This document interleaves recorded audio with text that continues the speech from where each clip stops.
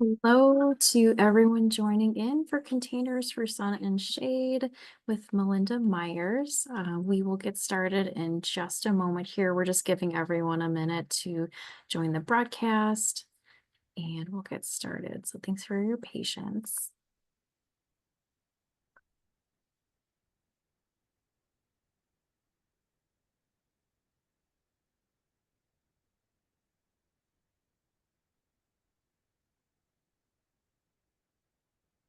Good evening again, everyone. Please feel free to share in the chat where you're tuning in from. See, Kate says that they're tuning in from Sparta, Wisconsin.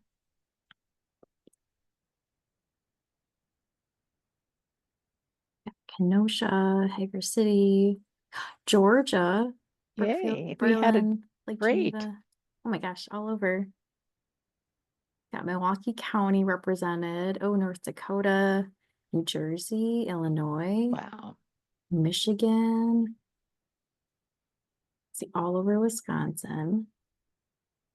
Oh my gosh. Oh, this is great.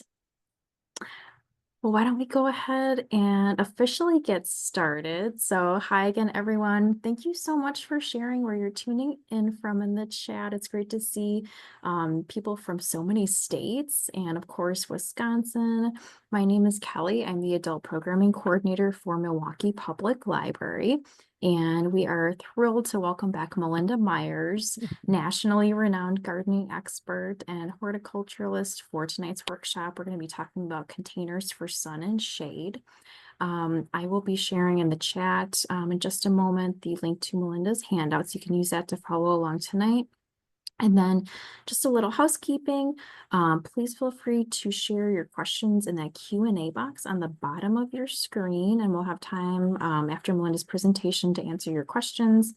And then you can use the chat to chat with yourselves as well during the program tonight. We are recording this, so we'll send that out typically within a few days along with Melinda's handout. And then sometimes we have extra resources from our discussion that we include as well in that message. So without further ado, I'm very happy to hand it over to Melinda. Thanks, Kelly, and thanks to all of you for joining me. When you look at the handout, you'll see I've included almost every plant that's in the different combinations. So you may want to come back and look at this again. There are quite a few because like you, I'm a gardener and I get excited and I want to share everything. So we're going to go through and I'm going to highlight plants in this discussion and answer questions afterwards about containers and other things, culture care and the like. In the beginning of the handouts, a lot of information and tips on selecting pots, potting mix, and other things. We're not going to talk about that directly, but I'm happy to answer some questions. I know we have a few already on that topic, but I want to focus on combinations in the plants in this one, and then I'll answer questions on anything else. I always like to thank the sponsors. Thanks to We Energies, you can attend this for free. They allow me to reach out to you and help share information and gardening information. Milwaukee Public Library, Kelly and her colleagues for hosting this, and they will be housing the video on their YouTube channel as well. And thanks to the public libraries across the state of Wisconsin and the UP of Michigan, this is part of our library program where we've teamed up with the libraries in Wisconsin and the UP of Michigan. Who else to team up with that can reach so many people and get the word out? The libraries do more than house books. They have great programs for all ages, resources for all of us. And so they've been great partners the last few years in helping me get gardening information out to others anywhere in the country, as many of you have discovered and have joined us. So thank you. Well, we're going to start the season off with some beautiful spring containers. Our friend in Georgia is already well on the way. Some of us are still experiencing a little snow every once in a while. But spring flowering bulbs, you can either buy them ready to go and they're already forced at the garden center, or maybe you've bought some pre-chilled bulbs, or maybe you planned ahead. But one thing you can do is if you're not getting ready and you don't have this for this spring, make notes for next year. This was at Old Brook Botanic Garden in Madison a few years ago. Greens, spring flowering bulbs, and some lettuce. I Get creative with your bulbs. That's Fritillaria, Crown Imperial, giving some vertical interest along with daffodils and grape hyacinths. So I've tried very carefully and checked to make sure my list of combinations goes with the plant. So, scroll through that you should be able to find it and catch up. This was at Chicago Botanic Garden. They had some amazing containers last spring. Daffodils, ranunculus. Again, this is something you may be able to find at your garden center to pop in the container, or you could have started them a little in advance. Order your bulbs. And then more and more garden centers are providing that. The yellow and pink flowers, Nemesia, a very excellent cool weather plant. So these are all plants that take the cool temperatures of early spring. And don't forget about having some spring hanging baskets. Pansies to me are the happy plant. They make me smile. Maybe it's because winter's been long. And diaceus, those are the little pink flowers you see, can be grown all summer long, though they often fade out when it gets really hot. So they're perfect for spring and fall gardens. Look at how this alyssum blends with the pansies. They kind of are intermingling here in this hanging basket. This is an old planter, but you could find all of these plants pretty readily. Dusty Miller, perennial for some people, annual for many of us. Pansies, sweet alyssum, and Sweet William. And Sweet William's a type of dianthus. These all take it nice and cool. Sweet alyssum attracts a lot of predaceous insects, so it's good and usually lasts through the summer, as will your Dusty Miller. You may be noticing more Senetia, sorry, Pericalis. That's what's on the right. And you could see it kind of peeking through my orange pansies here. It's a great cool season plant. Even in a pot by itself, it really steals the show. But it added to some of your others, like your pansies, your ornamental cabbage, and that fine foliage in the front is Angelina sedum. This is a riot of color, just amazing. So the upright plant is stocks, and stocks are very fragrant. They like it cool, and they're great pollinator plants. Again, you'll see some diaceus here. The colorful leaves are ajuga, burgundy glow, and the white next to that is bacopa. And bacopa, they're getting better. More of the varieties are more heat tolerant, but I find sometimes you end up with just leaves when the temperatures rise. So it's great for your spring and fall containers. I wanted to include this one, the upright plants, some purple stalks. Again, boy, once you smell them, you'll never forget. And those are echoing the purple of the sweet alyssum and the pansies. Now, you notice the leaves, those are the leaves of daffodils, and often we want to hide them. And I just thought it added some interesting texture to this container. I think this was in the enabling garden at Chicago Botanic Garden. They had wonderful spring containers. So in the front, we've got anemone. That's the purple. That's the tallest in that front pot with some ranunculus, sorry, pansies and sweet alyssum. You can see we're using a lot of the same plants, but combining them differently for a whole different effect. And that's why I've included so many containers tonight, because I wanted you to see how you could put maybe the same plants together you've been growing, but organize them a little differently or combine them differently. And here we have some more anemones. The red is Linaria, and that's kind of got that really grab your attention, hot, warm red color. A little bit of a snapdragon and our alyssum and pansies. One of the challenges I think in the spring is everything's kind of tiny, so getting some height can be challenging. So how about some twigs you've pruned? Willows are good, corkscrew willows, dogwoods. Use those for some vertical interest along with the annuals that we've discussed so far. We've got some willow twigs here, but I want you to look. There's yellow stalks, and then I want you to take a look. There's some columbine in here. So using perennials in your container is an option. One, treat them like annuals, or two, move them into the garden. What I like to do is leave them in their own container, set them in the pot with my annuals. So when they're done flowering, if I don't want the leaves as part of the display, I could lift that pot out, plant it in the garden where I can enjoy it for years to come. And just again, same plants arranged a little differently. A low, shallow container, getting that height with those willow twigs. Again, we've got some yellow stalks and we've got some pansies. Pussy willow's a favorite. I've got one I've got to get in my garden. I'm tired of spending the money and I have room now to grow pussy willow. But those twigs really are a beautiful addition to the spring garden as those buds swell. Forsythia, I think this is forsythia, otherwise it might be caria. But again, adding some spring twigs to add some vertical interest along with that obelisk.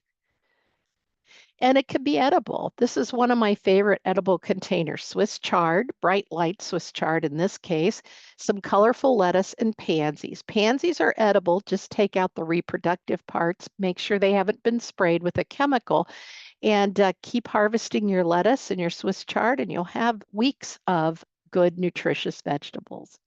So we're going to start out in the sun and we're going to end up in the shade. So just this gardener went all out to dress up the steps in their deck with a variety of sun-loving plants.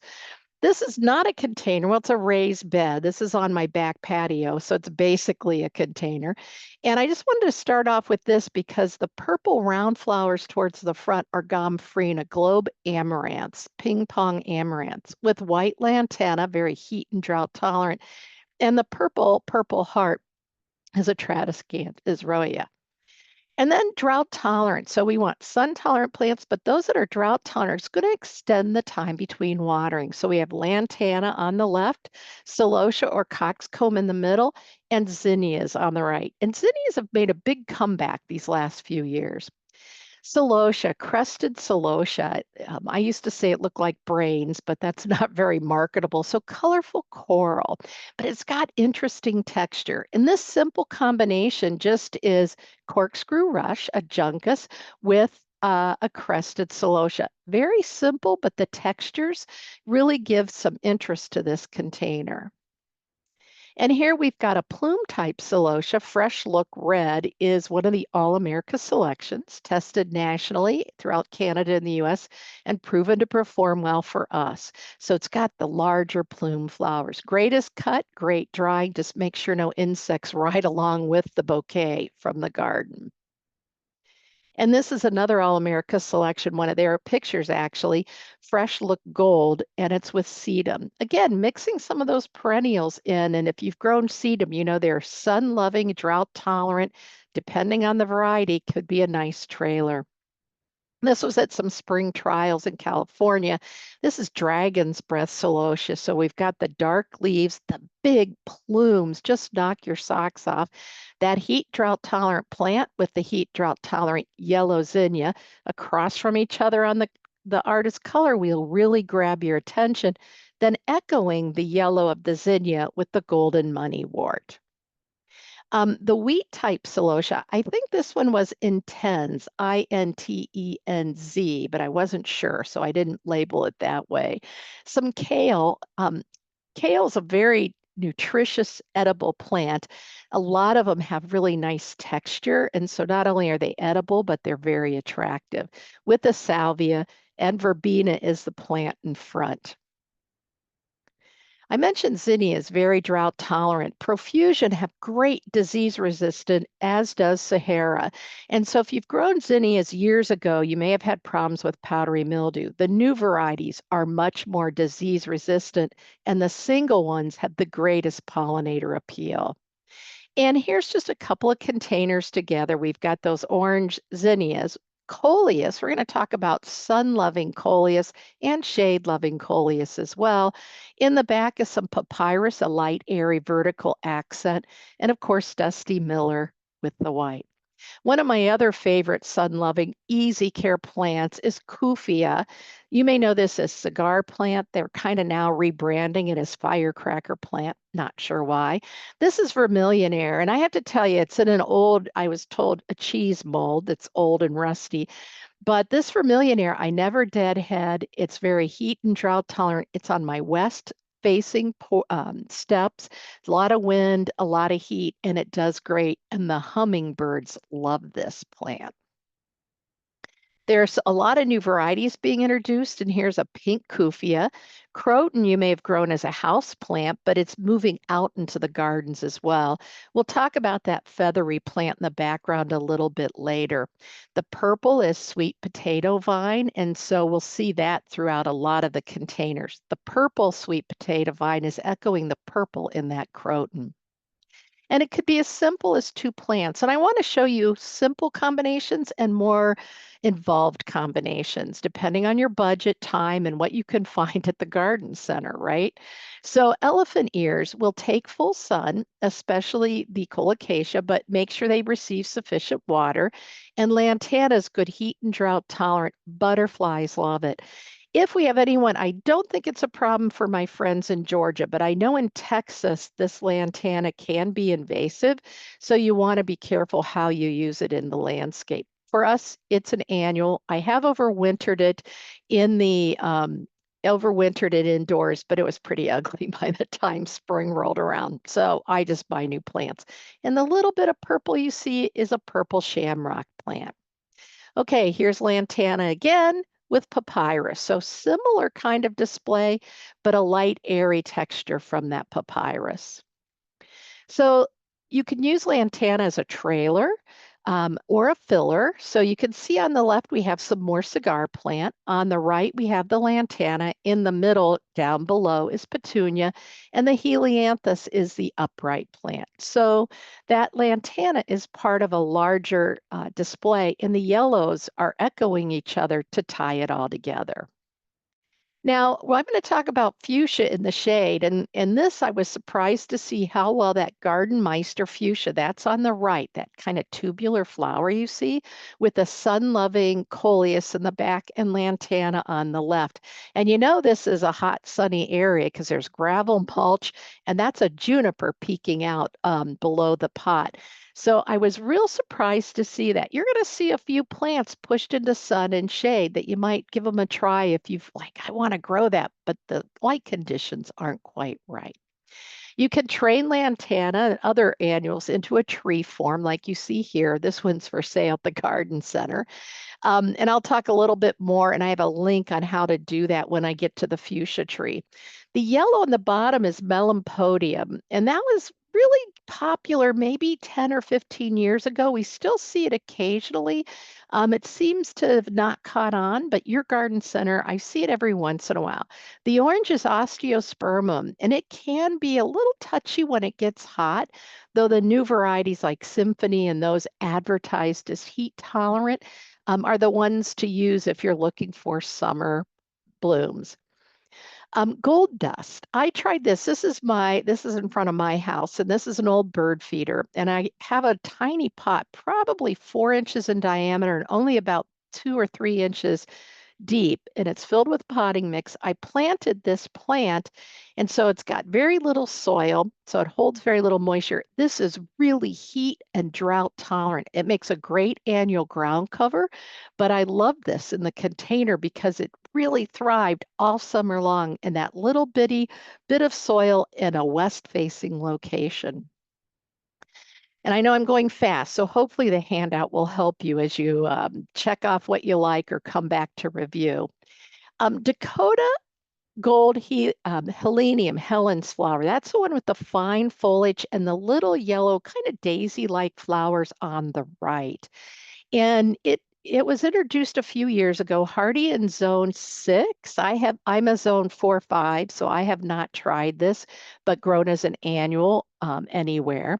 The salmon is a vinca, kind of looks like an impatient. So if you have full sun, well-drained dry soils, and you're worried about full sun, vinca is a good substitute for impatiens. And then of course the banana for vertical accent. Suntory has introduced some pretty cool looking vincas. I've been taking these to State Fair, and even the horticulturists who know their plants are like, what is that? Because it doesn't look like your typical vinca, but it has the same heat and drought tolerance. It's the Soiree series, double. This is the mixed color. The hard part about these is finding a grower in your area that's selling them. I love the flamenco. Look at like the dancer, look at the ruffled petals on those flowers. And there's a whole group of them with different colors. And then the tiny blooms of Kauai. I had taken a couple pots of these to State Fair, and they were so petite and very interesting that everybody stopped and really liked them. I have a pot I'm overwintering.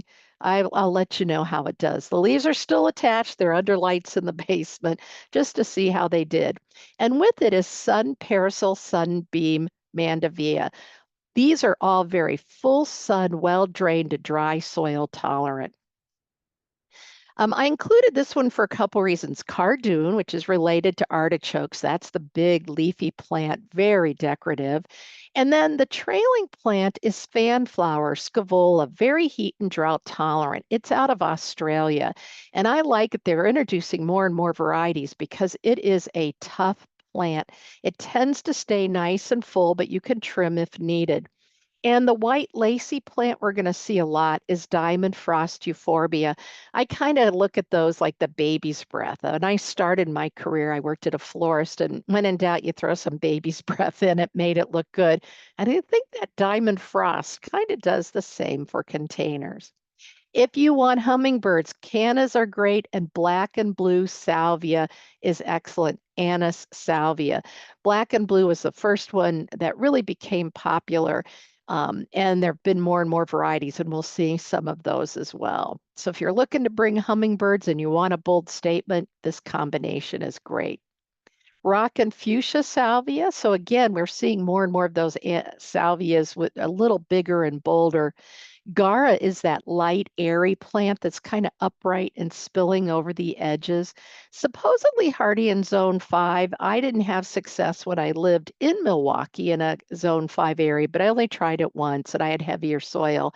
So if you're in a zone 5 or warmer, give it a try as a perennial, but it makes a great container addition. And you can see it here with petunias. We've got a pink mandevilla. Mandevillas are good for full sun, well-drained conditions, and I use these in my pots facing west where I really struggled to keep things alive. They really took the wind and the sun. And then probably a dragon wing whopper or big red begonia cascading down. Just another salvia. So we can use salvias, the bigger ones as vertical accents, some of the smaller ones as fillers, kind of that in-between part of our container. The orange flower in front is Biden's. It's very heat and drought tolerant, and a lot of the new varieties are really a lot better at staying compact and full flowering all season long. I apologize for that bright white sign. A bad shot on my part, but I really like Mealy Cup Salvia, and that's the blue in the background. Great as a cut flower, great in the garden, great in containers. Dry it. It kind of reminds me of lavender when it dries. But you can get 3 foot tall, blue better. You can get Victoria that's about 15 inches tall. And here it was with Coleus and Be Happy Orange Bidens. Look at the size of those flowers. And the yellow center echoes the yellow calibrachoa draping down over the side. This was at Ball Horticulture. They have a field day showing off a lot of their plants, of course. So the low growing plant once again is fanflower. Look at how beautiful that is. This was in a pot set in a water feature above the water. And of course, you can see the salvias. Here's a filler. We got the canna for the vertical accent. We got the fanflower as our spiller, and the salvia and begonia fill the in between. A more upright, this is Mystic Spires. Isn't that a beautiful salvia? Nice and tall, very narrow. It looks like a mealy cup type, which is a terrible name, Farinaceae. The Juncus is that upright rush. It looks kind of grass-like, but those are really just kind of very round stems in the rush. Spilling in front is Silver Falls dichondra, a great trailing plant that's kind of flat compared to the licorice vine that we'll see. And again, we've got the diamond frost. And on the left, this is a new Dusty Miller introduced last year, Silver Dust Dusty Miller, that's supposed to perform really better than a lot of them that are on the market. So we'll have to try and see. I'm not sure what red salvia this is, but it's one of the probably about a 20-inch tall one with some red calibrachoa and alyssum. And here we've got some purple salvia echoing the purple in this star-type petunia. Purple Ruella, and that's the plant. It's got kind of the round purple flowers in between that upright salvia that you see, which is blue chill salvia. It's kind of got a little frosty look to the blue. We got some more of that juncus, and then we've got some gomphrena. I think this might be Trefoilus, but the ping pong is a wonderful one. And then we repeat that pink, pulling that pink ping pong gomphrena down to the bottom of the display with the pink petunias cascading over the side. So I talked a lot about salvia, but angelonias give you kind of that same look and feel. And there are so many new angelonias on the market, shorter ones like 8 inches tall to several feet tall. They've done a lot of breeding, and these are more upright and more sturdy. So they're often called summer snapdragon because they like the heat. Some people think they look like snapdragons, but snapdragons like it cool, these like it hot. So a good vertical accent in this case combines nicely with calibrachoa, as you see here, and creeping rosemary. So you can use it as an herb, but I love that trailing, and the fragrance is nice as well as the texture. We've got a blue angelonia here along with some sun-loving impatiens and cannas and coleus. So we also have bicolor angelonias like you see here with the purple and the white, and they've combined that with some yellow, pink, and red zinnias and calibrachoa and bidens. So I'm hoping that you just kind of take this in to see how different plants are combined. And then again, on your handout, I've listed all the plants in the combination for your convenience. And that's why it was kind of late getting to you. It took us a while to make sure it all worked out well. So here we've repeated that purple and white angelonia with zinnias, the bidens at the bottom, a little less floriferous, but Goldilocks Rocks Bidens is a nice one as well. And then the licorice vine, you see it's a little more three-dimensional than the Dichondra Both are excellent. And I think licorice vine is a host plant for the painted lady caterpillar. So sun-loving coleus. When I started gardening, it was all about the shade with coleus, but I was doing some research and found how that happened is in the Victoria era, they would take their plants and save them over winter indoors. And so the light wasn't very good. They weren't worth putting them in greenhouses. So the coleus that survived were those that were more shade tolerant. And so that kind of led to a lot of shade tolerance in the coleus we grew. Well, then they started reintroducing some of that sun loving, some of those varieties that were more sun tolerant, like you see here. And I love how the red of this sun tolerant coleus echoes the Rudbeckia and combines nicely with the texture of the ornamental kale or cabbage, depending on who you follow in terms of the name, all the same. So here we've got Pinus sun coleus, and I always found that was kind of a funky color to try to find a good combination. And this gardener did a great job. That red really jumps out and seems to blend okay. We've got several sedges, ornamental pepper, and a red mandevilla too. So we've got a nice combination of a lot of different plants here. This is elephant ears. Now, I've got later, there's a link to information, and I'll talk a little bit about the difference between alocasia, colocasia, and xanthosoma, which are all called elephant ears. So for now, we're just going to call them elephant ears. But that Maui gold, beautiful color echoes the moneywort, pulling that together. And then look at that yellow edge of that is Volcanica limewire coleus. And so all that repetition of that chartreuse kind of yellow green just holds that whole thing, ties it together with the pops of blue from the Angelonia. This is a new Canova Gold Leopard Canna, and it was an award winner. The Canova series is one introduced, is working with Ball Horticulture, a breeder. I can't remember where he's from, but it's got these spots, almost like a leopard, so very cool.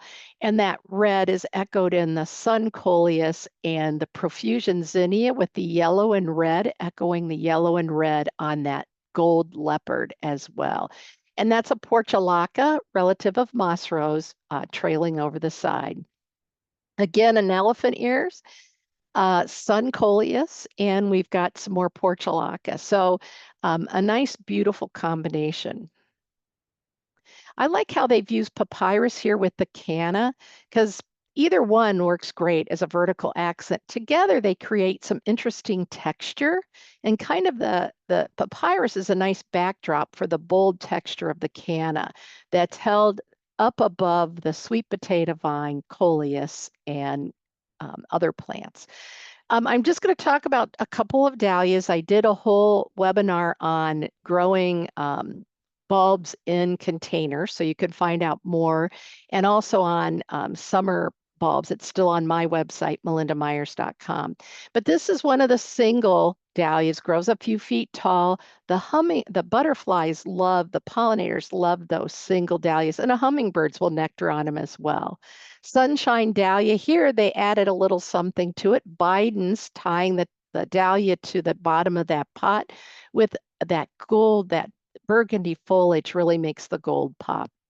I included this is my friend Dorothy's containers for two reasons. One, the hibiscus, mahogany splendor hibiscus. Japanese beetles love it, so be careful. And the Butylon, which is flowering maple. And we've got the purple elephant ears, that white blue star, Laurentia, now renamed to Isotoma. Just as a light, airy texture, and that blue really pops with those yellows. Here's just an orange Butylon, so it's more about the foliage. Notice that nice maple-shaped leaf. Pentas, great butterfly plants. They come in a variety and they're becoming more and more available. And Truffula pink globe amaranth. I really like this amaranth. It's really just got some nice, I have to tell you though, the ground squirrels love my globe amaranth. They usually feed on them early and then find other things to eat. And here's a ping pong globe amaranth with fireworks fountain grass. It's got multiple colors, as you can see, and some parsley. And just for fun, I just potted up a container with pink polka dot plant. First time I grew this, it was as a house plant. Now it's really becoming very popular as a bedding plant and in containers as well. And taking it one step further, this might be Strawberry Fields gomphrena, Strawberry Fields gomphrena with yellow marigolds and some coleus. A riot of color and texture. That's all I can say about this. And this is a list of all the various plants in here. So if this, I'll just say, come back and take a look at this. That sedge is prairie fire sedge. It might say grass in your handout. So just so you know, there is a prairie fire switchgrass, but this one I'm pretty sure is prairie fire sedge. Strobilanthus, Persian shield, is the purple right in the middle. Here I've planted it with our Imperial Star artichoke. I love growing artichokes. I don't get a huge harvest, but it's fun to say I grew artichokes in Wisconsin and actually harvested some. But you can see the leaves look much like that cardoon. So even if you don't get the chokes, you've got some nice texture and big, bold leaves, along with that pink Supertunia. Strobilanthus here with some Dusty Miller. The Alternathera is the kind of burgundy leafy plant that's low. And then we've got elephant ears as well. Just a couple of pots starting on the left. That's Helichrysum. It's a silver curry, edible but not tasty. It's not the curry like you use for making curry dishes. With a pink pentas, some lantana, and the strobilanthus. In full sun, sometimes those colors fade. We'll see some, as you did before, in the shade, and they're a little more brilliant. Griffin begonia has become one of my favorite. I overwinter mine in the house. They go back outside in the summer. Some stay inside all year as a house plant with asparagus fern. Another one I've had good luck overwintering indoors. Here it is with sweet potato vine and an Alternathera kind of sneaking out on the side. When we think of begonias, you may not have this in mind, but the Bossa Nova begonias, there's a whole series of them. Great hanging baskets, very floriferous, full sun tolerant. And Cleome. We're going to take a look at some of those Cleome. So Cleome spider, Cleome, big, bold plants, but they brought them down in size with some of the new varieties like Senorita Rosalita, just a couple feet tall. Here it is with an orange kufia, a black pearl pepper, and orange calibrachoa. So you know it's often overlooked, but it's one you might consider taking a second look. And here it is again with pink New Guinea impatiens and pink Mandevilla. And I'm trying to pick up the pace because I got a lot of pots to cover. This was at our Wisconsin State Fair. Jill and her team do a great job. So Cleome with some petunias and some coleus and just several pots, just to show you different ways to grow and the different combinations that might go, oh, that's great. I can do that. I'm a huge fan of tall verbena. That's the light, airy plant. And if you've grown it, you know it reseeds readily. Even in a pot, I find the seedlings kind of near my patio. But I love the texture. I use it as a grow through plant in pots as well as in the garden. And here it's being grown with alocasia. And it's just a beautiful light, airy texture with the big, bold leaves of those elephant ears. Here we are back with some Gara, pink Gara echoing the pink of the verbena and a little bit of purple in the middle. And this is another one that's a riot of texture, right? That Gara just adds a lot of excitement to the arrangement. And we've got the purple heart vine as well with wax begonias. Golf ball plant. The first time I saw it, and they're still out there, I was like, wow, that's really cool. So I bought a few, but you know what I found? You need a good concentration of them to put on a show like this. I didn't show you mine because it was a little not as impressive. I put 3 in a pot and I needed to put them closer together to support each other. But this adds some interesting texture, geometric shape, really some vertical interest with the verbena and petunia down below. You've seen a lot of golden moneywort. It is very aggressive. It really belongs in a container. And the green goldenwort is considered invasive and banned in some states. This is my friend Dorothy's garden again, and she has it potted up with some double purple petunias. Look at that contrast and set on a bird bath. And look at how the golden moneywort echoes that yellow chartreuse edge of this coleus. And here we have it again, but here we've got it with black magic elephant ears. And there's that pink polka dot plant that I showed you earlier, mixed in with some other plants as well, and some white sun tolerant impatiens. Here we've got, I wanted to point out the very subtle, can you see those little, hopefully you can see the little yellow cone-shaped flowers. If you know eyeball plant, this is toothache plant, Spilanthes. And it's really a good drought tolerant plant, kind of fun, echoing the yellow from that petunia. And so it just adds a different interest in texture. Licorice vine coming down, getting that silvery white, and the diamond frost euphorbia on the left. Ornamental, this is a plant that I get asked about every year at our state fair, Kent Beauty. That's the trailing plant, that kind of funky looking plant in the front. It's an ornamental oregano, edible but not very tasty. So really grow it because it's pretty. And then here it is with Supertunia Mini Vista Pink Star, and then some Silver Falls Dichondra. And this is just a close-up of the Kent Beauty. There's several different ornamental oreganos, great trailing plants. Fountain grass, popular as a vertical accent in containers in the garden. And the trailer on the left is variegated Plectranthus. I started growing house plants, is where I got into horticulture, and you may know Swedish ivy. This is a relative. That purple is a perennial coral bell, and then there's lemon licorice vine. So you can get it in silver, larger leaf, smaller leaf, and then of course the sun-loving coleus. Here we've got more fountain grass. Now it's in bloom. We've got the trailing sweet potato vine. This is solar power, and I'm going to show you this growing upright. The plant, that purple fleshy leaf plant, is an Alternathera. They used to be irisine. They've been put into the Alternathera.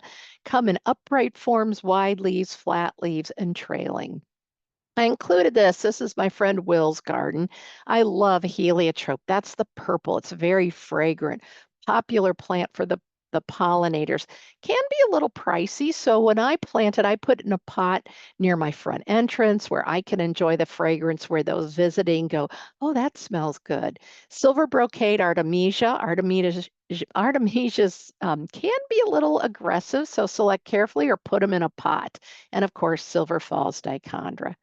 This was at Meyer Gardens. If you get to Grand Rapids, Michigan, you got to go there. It's amazing. And I know I'm not going to have a plant like this, but I thought it just showed off really how to use Tradescantia, that purple inch plant that gets ugly. I have a couple indoors. I'm going to take cuttings, I'm going to root them, and I'm going to pot them up and use them outside. Here's that Silver Falls dichondra with red sensation cordyline, again at our state fair. A sweet potato vine, just the black and the yellow. And you know, if you've grown sweet potato vine, very vigorous, very vigorous. You don't need a lot to fill a pot. And here they've just used pops of color with that double petunia. And here we've got some vertical interest with some cannas, papyrus. This might be one of the dragon wing begonias. I love these begonias. They take full sun and shade, so really very versatile. Here's that solar power. And one of the things that it was bred for was to climb upright, not use as a trailer. And you can use it as a trailer, as you saw, but boy, isn't that very exciting? And then they've used that morning glory as a contrast to the purple with a little silver eucalyptus. Might be a little challenging to find. Ask your garden center. Thunbergii, black-eyed Susan vine. I find it does better in my east side of my house than the west. I did have some success last year on the west, but again, find that location. Great upright plant, or you can allow it to trail. And here, this is my friend Jerry, who does amazing containers, training morning glories up an attractive obelisk with a collection of annuals down below. So just a little different vertical accent. Back to the twigs, right? They're good any time of the growing season. This is fantail willow. You can see how it gets the name with the flattened stem. And here's some of those osteospermum. And this is summer, so definitely one. I think Symphony is one that has a little more heat tolerance as well. I included this because here's a planting of a juga, very attractive, but putting the pot in amongst that really gives you some added interest, gets your attention there, and softens that look of that fence as well. This is Pasquesi. They're my Illinois Garden Center partner in Lake Bluff, north of Chicago, and they always have great containers in the bathroom. And I did sneak in the men's bathroom when no men were in there to take pictures of the containers. But this could be outside just as well. Or maybe you want to dress up your bathroom or someplace in your house with all of these plants. Fountain grass, Swiss chard, you can eat. Ornamental peppers, edible but very hot. Pansies, a small mum, and of course, golden moneywort. Coral bells, use them in containers. We've got the sedge in the background for that light, airy texture, along with the fountain grass. And agastache, if you know lavender hyssop, this is a relative and used as an herb, but also as an annual plant. Variegated euonymus as our vertical accent, along with red threads alternathera. Look at that fine texture along with the sedges. And I'm trying to pick up the pace here. Here we've got fountain grass straw flowers are making a comeback. Great fall plant as well as all summer. They take it heat, drought, and they already look like they're dried with that Dakota gold helenium. For other vertical accents, Jade Princess, Pennisetum, and the birds love the seeds on these. So they make a great vertical accent. And Foxtail Fern for something a little different. This is at Eau Claire Golf Course and Country Club, and my friend Ann does all the annual flowers. And I wanted to share these to just show you 3 pots, very similar shape, and a lot of the same plants, but not all of them. We've got Black Magic Cordyline, we've got Elephant Ears and Papyrus. Just look at the difference in the way that they look by having a different vertical accent and a few different other plants included. This was at the Wauwatosa Library. The pentas that I mentioned, great butterfly plants and papyrus. One of my favorite, this is the west side of my house, and that's giant peach sun parasol. Look at that great vertical accent. I'm overwintering. I don't know how it's going to do, so I'm going to have to buy a new plant for sure. And it's with some supertunias. And this was at Dawn's house, and she's got it combined with Biden's and Calibrachoa or petunias. Here's my sun parasol sunbeam, and I love how it echoes the yellow of the double redstone Calibrachoa. And I apologize for the mess behind here, but red mandavillas with a banana and that asparagus fern, it's related to lilies, and it just kind of softens and mingles in among the mandavillas. There's that elegant feather eupatorium, and it's been very popular the last few years. Some people know it commonly as dog fennel, but this is a sterile variety, especially those of you in the South may be like, ooh, we can't grow that. But this is a sterile cultivar of that eupatorium. And here it is with rock and pink salvia and pink supertunias.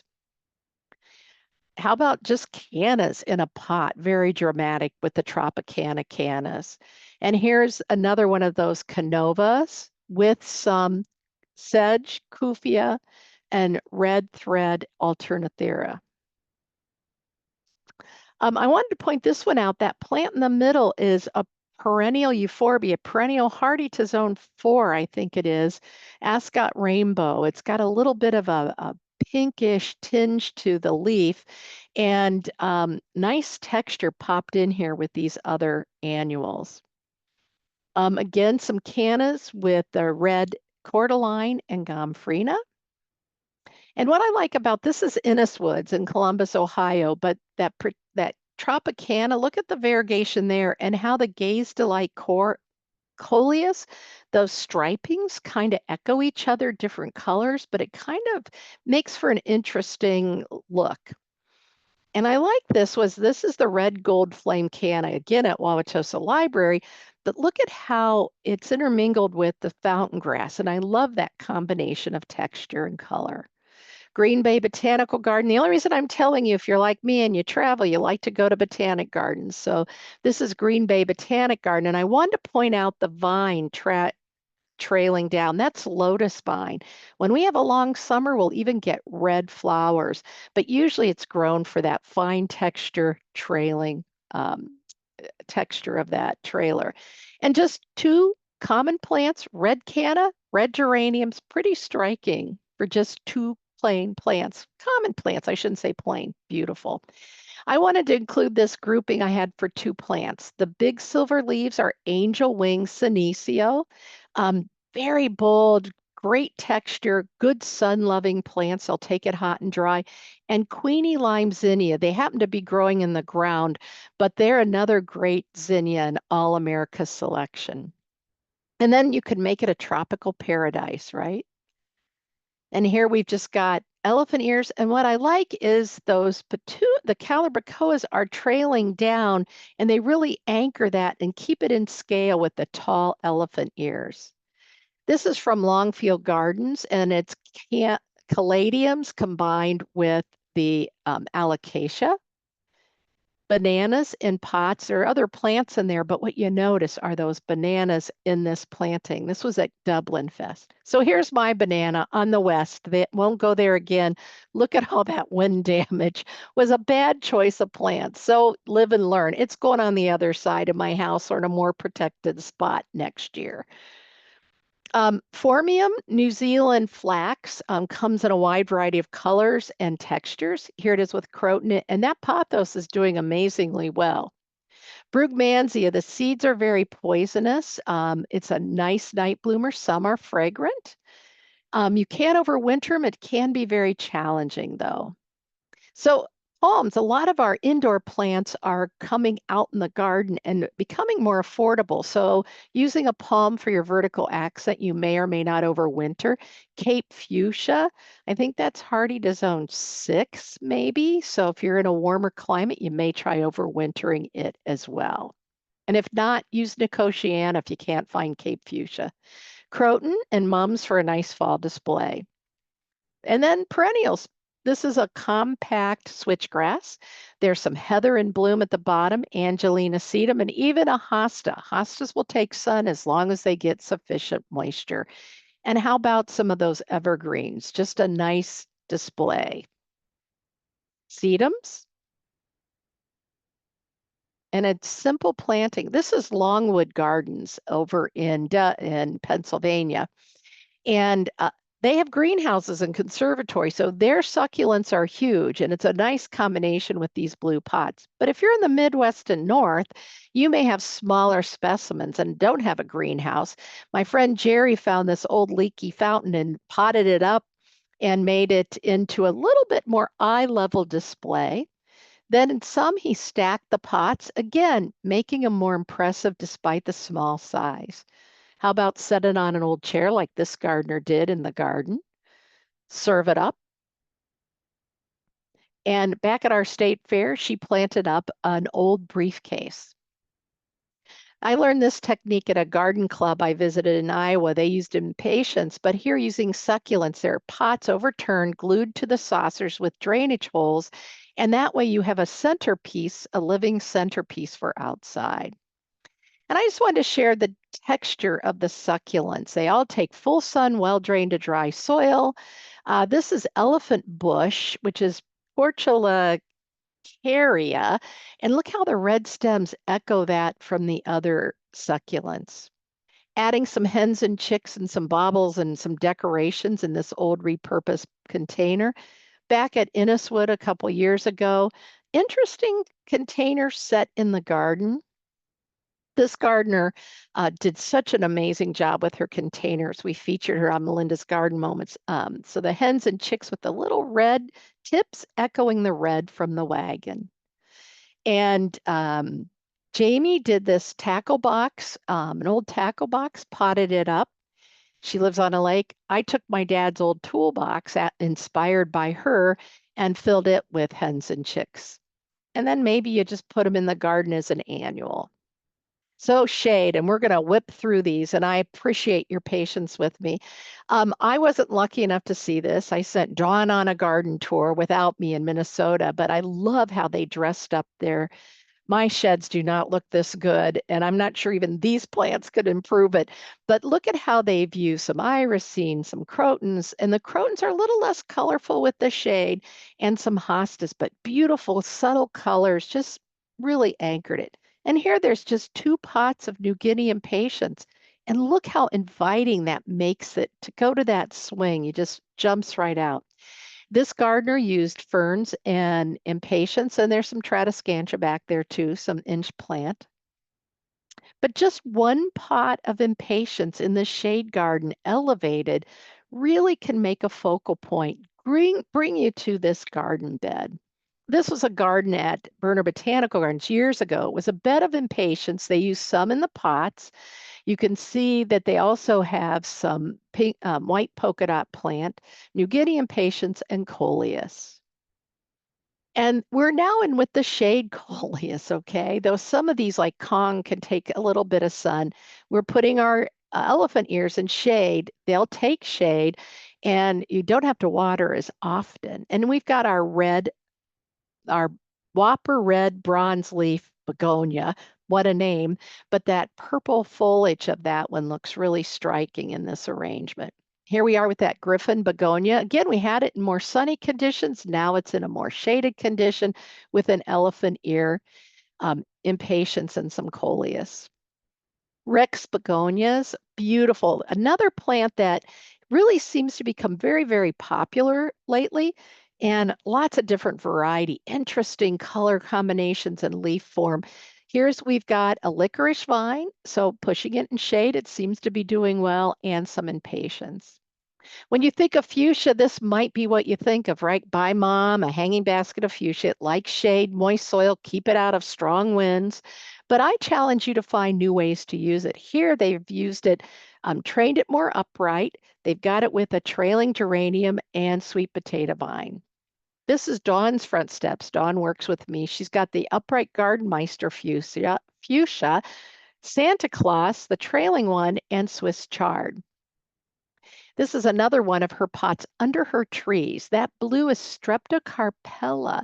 You may know that as a house plant, but it makes a great hanging basket in shady conditions or here as an addition to a container with Gardenmeister fuchsia and Crossandra. That's that orange flower. Kind of reminds me a little bit of an impatient. You may know it as firecracker plant, very popular in the South. The white is caladium. We're going to see some more of those, but here she's used the fuchsia as a trailer mixed with other annuals. And I mentioned you can train it into a tree like the lantana. Basically, you plant it, removing the side branches. I put a link into a tutorial from a master gardener, I think from Oregon or Washington State, that takes you step by step how to do it, or you invest in it at the garden center. And you'll find lots of new fuchsias out on the market. This is firecracker. There's also one with more yellow and orange. I think it's autumn fuchsia. So again, mostly shade, but I'm going to try a few in a little more sun after seeing those other pots. This is the Sanger House in Milwaukee. If you get a chance, he's usually a part of Open Doors. He has a bed and breakfast. So if you come to visit Milwaukee, he's got great containers. And I love this combination of coleus. Here's another combination of assorted coleus with a few other plants as well. A simple under the sea coleus and a shell planter. These are definitely shade coleus. So we've got some begonias, we've got some coleus, and we've got moneywort. And in that blue pot really just makes them stand out. I think I took this picture in New Orleans, and I think that's Agapanthus foliage. I'm not sure, but you could find maybe a daylily that would mimic that as well. We've got the strobilanthus, a little less intense color, but still nice colors and looking good. Ferns with coleus, again, bringing some of those house plants into the garden. I wanted to show this one. So we've talked a lot about coleus, but the flower front and center is Torrini, and it may remind you of pansies, but it takes the summer heat quite well. So if you like the look of pansies and you miss them when the heat comes, you might want to try using some Torrini, a very shade tolerant, and have that, I don't know, a similar look called wishbone plant. Look at the stamens. They go together like a wishbone. Irisine, they used to be lumped with Alternatheria and they divided them off. But why I wanted to include this, there's another Torrinia, and look at how the variegation on that irisine echoes the color of that Torrinia. And then, of course, an ivy. Rex begonias, one Rex begonia in a pot can make a big impact. I grew Bewitch for a few years. It's not doing well my third winter, but boy, it was great and took the shade quite well. Here they've combined it with red thread Alternatheria, kind of pulling the red out of those Rex begonias. Papyrus, a little bit pushed into the shade with some fuchsia, coleus, and begonia. This is in front of my hairdresser salon, Stella. They always have cool pots. So every time I get my hair cut, I usually have to take pictures of what they're doing. So here he's got some ferns. See how well that diamond frost is doing. Pansies and some vinca vine. One of my favorite begonias, Griffin, very easy to grow with asparagus fern and impatiens. Just a riot of plants and colors here. We've got some begonias, we've got some inch plant, we've got some Griffin begonia. See how that's just peeking out, adding some bold texture in the middle, and trailing sweet potato vine. This is begonia Girdii, and I may be pronouncing that wrong. It's a rhizomaceous begonia. I think I took this picture at Meyer Garden in Michigan. I think that's where it's from. Limelight Dracaena, house plant you may have grown, and Charmed Wine Oxalis. It's grown that begonias for the texture. Reading up about it, people talk about it being a little tricky to grow. So not for the faint of heart and may be hard to find. Wax begonia, I wanted to include this because it's in a grow bag. As you can see, I took it straight on, but you could see the grow bags. And you notice the ones on the bottom are much smaller. And here's the problem with grow bags, getting water from top to bottom. Maybe shoving in a PVC pipe or a little cylinder of chicken wire with sphagnum moss where you could water. That PVC pipe have holes all along it so you water and the water goes from top to bottom. And that seems to help. The same with when you're fertilizing, you can use a liquid fertilizer. I'm a big believer, I use Milorganite, but I'd put it with my potting mix. But if you buy them already done, you may need to use that liquid to get it from top to bottom. Tuberous begonias, your begonias, you can't overwinter. Tuberous are tuberous, I think they're tuberous stems that you can overwinter the tubers very easily. They can overwinter in relatively warm temperatures or buy the plants. This was a garden bed at Berner years ago, our botanic garden. And look at that golden moneywort. And this is why you put it in a pot. Here we have some begonias with maidenhair fern, and there's that bacopa, a little bit of shade. It really keeps flowering. Now we've pushed the Cufius here into a little more shade. I think this was Bouchard Gardens, nice and cool with some begonias. I mentioned caladiums. You could start these there. I think they're tuberous stems or tuberous corms. I'm not sure, but they're little bulb-like structures. And even a pot just with caladiums look nice. You may have grown those indoors as well. Here's just shows you some of the variety available. Longfield, I just did a post, or it's coming up on Facebook, but caladiums like it warm. So when it gets hot and humid, they thrive, where a lot of our other plants kind of go to the wayside. So lots of color for shaded areas. Some will take full sun as long as the soil's moist. Here it's combined with a cascading fuchsia. And this was at Meyer Garden, and I love this Burning Heart caladium.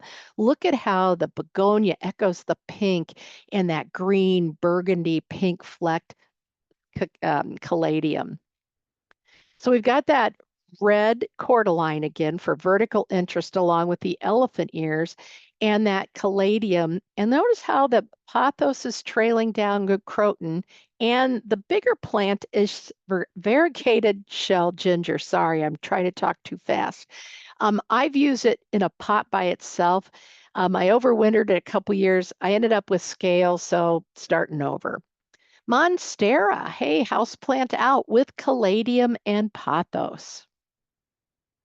Calla lilies, I like to use those with variegated leaves because the flowers, if you buy the plant, they're early bloomers. If you start them from the bulb, the corm, then they'll bloom a little bit later in the season, but another great plant in the shade. Elephant ear. So if they point up, they're an alocasia like you see here. This was at Meyer Garden, but look at the knock your socks off. I think this is Thai giant, perhaps. If it faces down, it's an colocasia, okay, and they tend to take the sunlight even better. And here they've mixed it with ferns and caladium. And this is, again, this is at Bouchard Garden, and this is a shady courtyard with some coleus as well as elephant ears. This is lime zinger, and lime zinger tends to be more strongly, have more strong veins, and like the colocasia, points downward. And notice it's a little more arrowhead shape, you know, a little more arrowhead where that leaf stem, the petiole comes out, it has lobes going back. But isn't that striking? So canna and caladium, the canna may not bloom, but it's really holding its color quite well for such a shady location. I mentioned bringing palms out, and here we have it with irisine and some other shade plants. That rubber plant, when we take our house plants out, we always risk getting insects back in. So hang in there with me, folks. We're getting closer to the end. And spider plants make a great filler and trailer as well. This was at Berner years ago in a very shaded garden. They have Boston fern and sweet potato, probably blackie sweet potato vine. I love the color combination and adding that vertical interest in an area that otherwise is beautiful but needed something upright to grab your attention. This gardener used bird's nest fern and then a Boston fern and calibrachoa in this shady spot. And then perennials, hostas. Instead of planting them in the ground and trying to fight the tree roots, this is Innis woods, and they put them in pots, set them among the ground covers. And hosta is a pretty tough plant. I overwinter my potted ones in my unheated garage. If you like the mini ones, protect them. We have some at our state fair garden, and I think we've moved them all because they're really subject to foot traffic. I mean, it doesn't tolerate it. So putting them in a trough shows them up better. And I potted one year in my trough with lime Ricky heuchera. I love that color combination. Here they're growing with Torrenia again and some impatiens. And how about two perennials, hawcone grass, Hakana cloa, or Japanese forest grass, and coral bells. I mentioned a lot of them take the sun. Here we've got them in the shade with jungle gold impatiens, kind of a push back to kind of closer to like jewelweed, if you know that plant.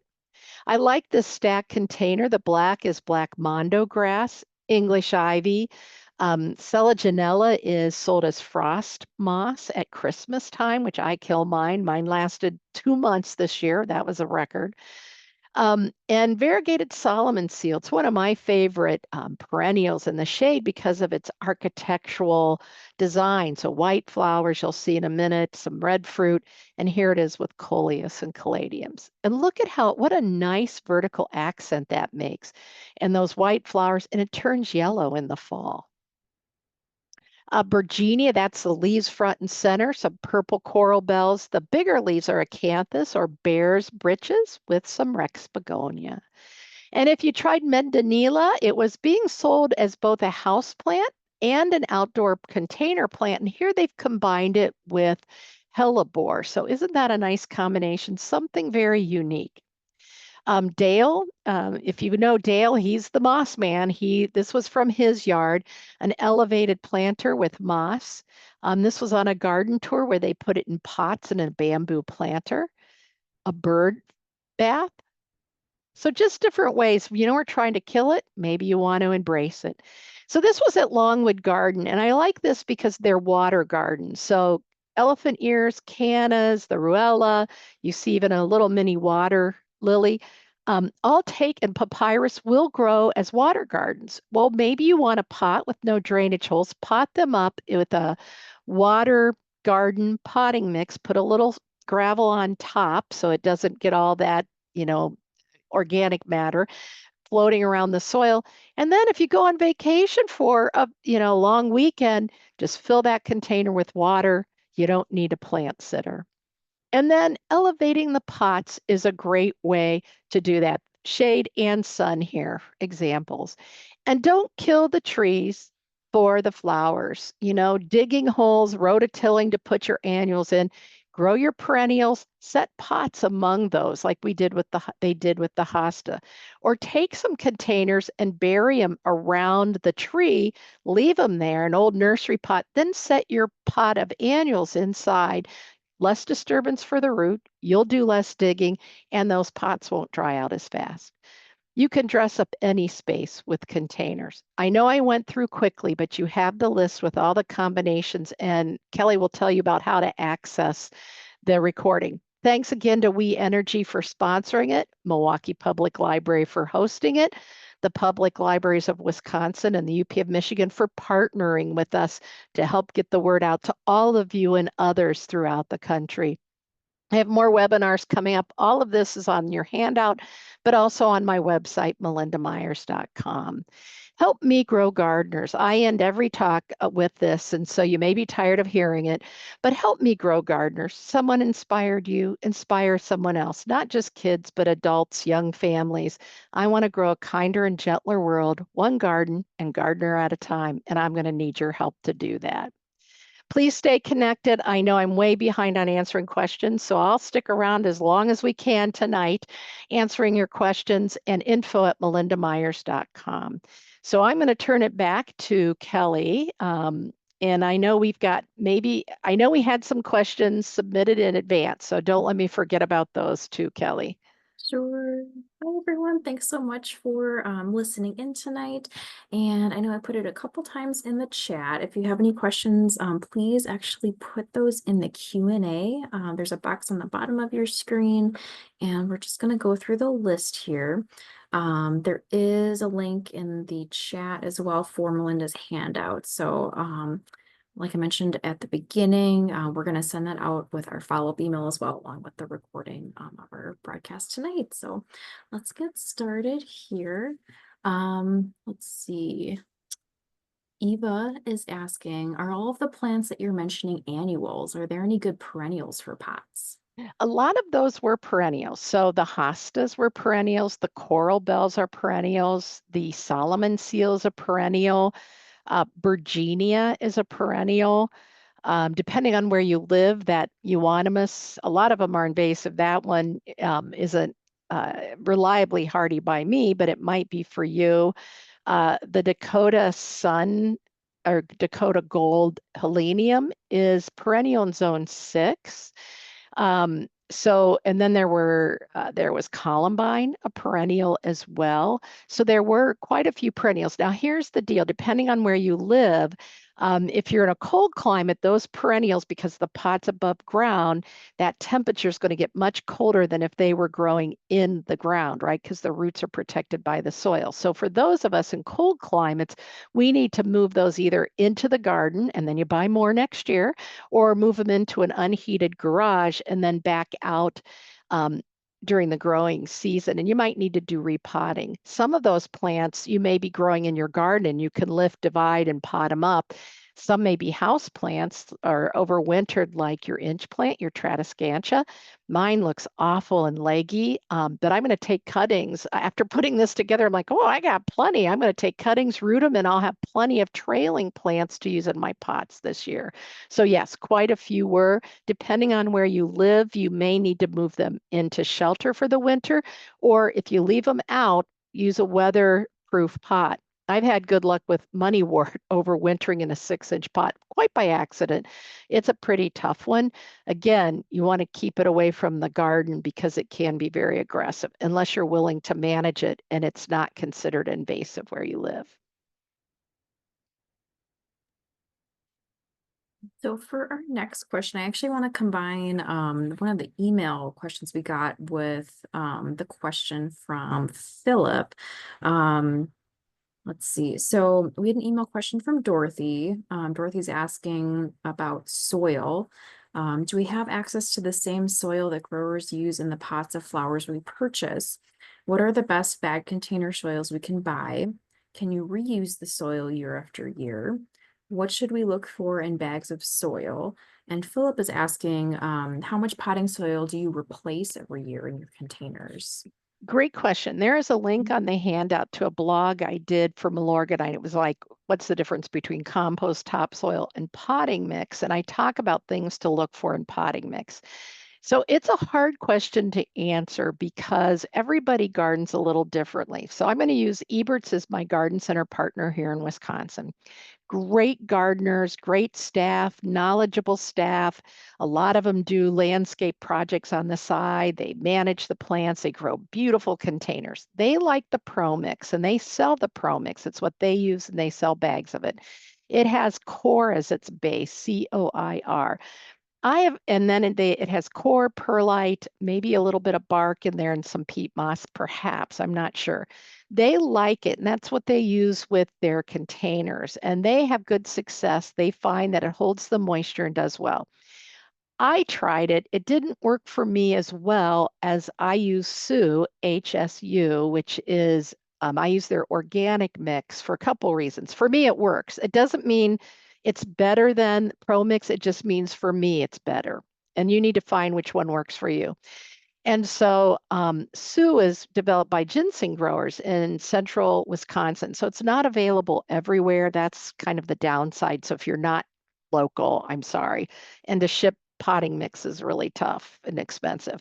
But it has leaf compost mixed in with a little bit of peat moss, and they use rice hulls for drainage. And I find it holds the moisture well for me. And so it works well for me. And then I like it because it's organic and I dump it in when I'm done with it. I can dump it in my compost pile or my raised beds to kind of repurpose it, so to speak. Yes, depending on so yes, the Pro Mix, that's what the pros at Eberts use, and it's available and it's Pro Mix. Fafford used to be very popular. I don't see it quite as often. I used to make my own, and I had trouble finding good quality topsoil. I'd make topsoil, compost, and vermiculite, and now I just find I, you find one that works for you and you stockpile is what I do, because sometimes they change their mix and it doesn't work as well. And that's what I found with a couple that I used to use. Um, do I change it every year? If I've had any problems, I definitely change it every year. If I'm going to plant the same plant in the same container, I'd change out my potting mix. Um, I if you ought to at least do half of it, but by the time you take your dead plants out of the pot and the roots come out, you're probably going to have a half empty pot and you'll need to freshen it up. Those are annual pots. If you've got raised beds, you're not replacing perhaps as much. One garden expert told me what he did. He put a tarp out, he dumped all his old pots, then he added an equal amount of fresh potting mix, mixed them up, and used that. I tried just it on a small scale, and I went, that's way too much work. So I just freshen up each pot individually if I keep it. The safest thing to do is to replace it every year. Definitely, if you've had any problems with your pots, replace it. Minimally, I would freshen up about half of it, which is going to be happening by the time you pull it out. Some things like papyrus fill up that potting mix that, boy, you're not going to get anything in there. And so it goes into my compost pile. And so breaks down and eventually, it improves my soil in a long run. So that I think I covered it. So reusing, um, availability, talk to your garden center. Garden centers usually like to share, here's what we use, here's why we like it, and often we'll sell it. I think we got them all in there. So thank you. All right. So our next question is from Jenna. Jenna's asking, is sun tolerant the same as heat tolerant? I have a balcony that gets a lot of sun and gets very hot. Great question. Not always. So some plants, that's a really good question. And some plants will take the sun, but not the heat. And in fact, and so we have a friend in Georgia with us.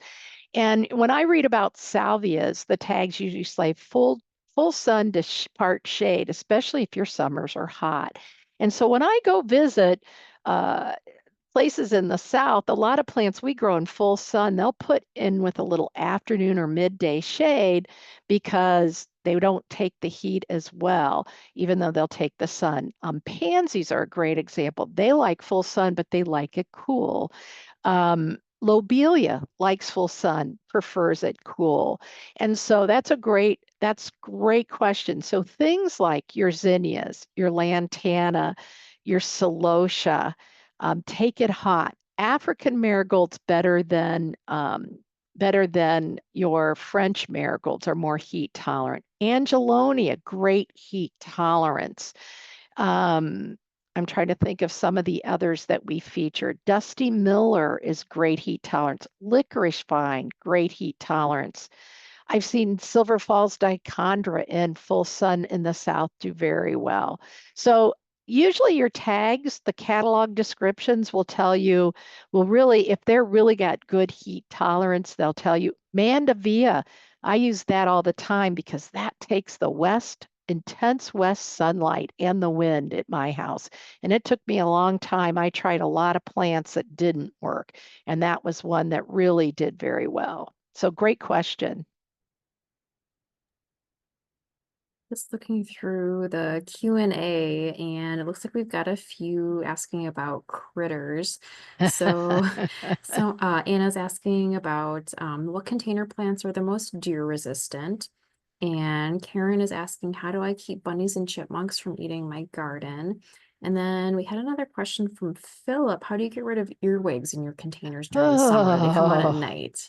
So, earwigs. I have to tell you, a friend of mine said the earwigs destroyed her dahlia. I was getting phone calls and I thought, oh, these people are over exaggerating. And then I went to my friend and saw they had just destroyed her dahlias. And she's a good gardener.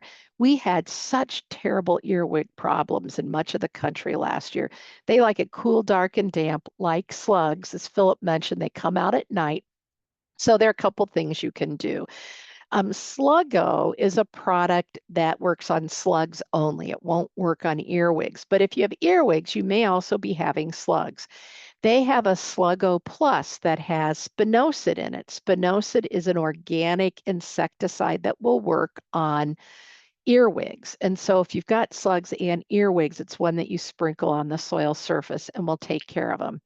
Diatomaceous earth may help with earwigs as well as slugs.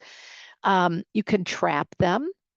Just take an overturned pot, crumpled paper under that pot, and they'll collect in the folds of that paper. Throw them into a can of soapy water. I deal with bugs all the time, but they're kind of the creepy bugs, so I get it. And they're fast. They are predators. So they do eat codling moth larvae. They eat a few other insects, but they also like to eat our plants. So that's one thing for that. For your critters, so a couple things. I work with, so I like to tell you that Plant Skyd, PLANTSKYDD, which is organic odor based, and it's rain and snow resistant, so you don't have to reapply it. I'll sprinkle the granules in the soil at planting, and that helps keep the deer, prevents the chipmunks from digging, and also squirrels. And you may need to reapply, especially when the baby bunnies are out. You may have to use the liquid and the granules because they're not used that they should be afraid of that smell. I've had good luck with that. I've also caged my plants to get them started. And a gardener reminded me at the home show, she puts hardware cloth on the soil surface, then cuts a hole to plant her plants to keep the chipmunks and ground squirrels from digging, because that is really what they do love to do. Um, so I always hate to talk about deer and rabbit resistant plants because everyone can tell me they've had the animals eat them. Hostas are a favorite of deer and rabbits. So if you don't want to do any control, any spray repellent or anything, I'd take hostas off your list. Solomon seal's a perennial. It tends to be resistant. Begonias, I've had pretty good luck with the animals not bothering them. Zinnias with the animals not bothering them. Rutgers University has a great sheet that talks about rarely bothered, seldom bothered, very,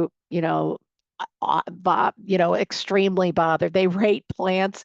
That might be good. Also, the University of North Carolina Gardener's Toolbox. In there, they talk about what's toxic. So that's really helpful to people and pets, and also animal resistance and black walnut tolerance. That's the University of North Carolina Gardener's Plant Toolbox. And then you Google the plant you're looking for. Great information, really good. I always check extension services all over the country. They all have different specialties. I find Colorado does a lot of organic, North Carolina, great plant stuff. Rutgers has done a lot of research, Cornell, Michigan. So they're all really good. Georgia, great food processing things too. So check those out. Thanks, Linda. Here we have a comment from April saying earwigs eat my dahlias every year. And I ran Oh, into that yes. too last summer. It was really frustrating. Um, Yeah. One thing I try to do is plant like really fragrant plants around the ones that I don't want eaten, like oregano and um, some onions and things like that. Like if I can, I'm hoping that's helped. Well, But and you know what? You got oregano, so you can use mm, it too. And yeah. sometimes the fuzzy leafed things are a little less appealing to insects. I did a webinar. It's on the recordings on my website on organic insect pest control in vegetable and flower gardens. And I talk about some of those things, the things that fragrance may or may not work. Texture sometimes works, companion planting. So check that out too. Good points. Thank you, Mhm. Kelly. Mhm. Thank you. All right. So let's go to our next question from Nancy. Nancy's asking, do these hybrid annuals truly provide food for pollinators? I'm always hearing that they don't. You know, they're starting to a lot more research because a lot of the initial research said that yes, we want to do natives only because they have evolved with the insects and are the most nutritious. They're starting to do research and finding that we see a lot of pollinators visiting our flowers that are hybrids and cultivars of our native plants. Um, Native plants are great options. I grow both native plants and cultivated plants, and I have lots of bees and hummingbirds and butterflies and caterpillars feeding on my herbs. So I always have to check for protein before I harvest.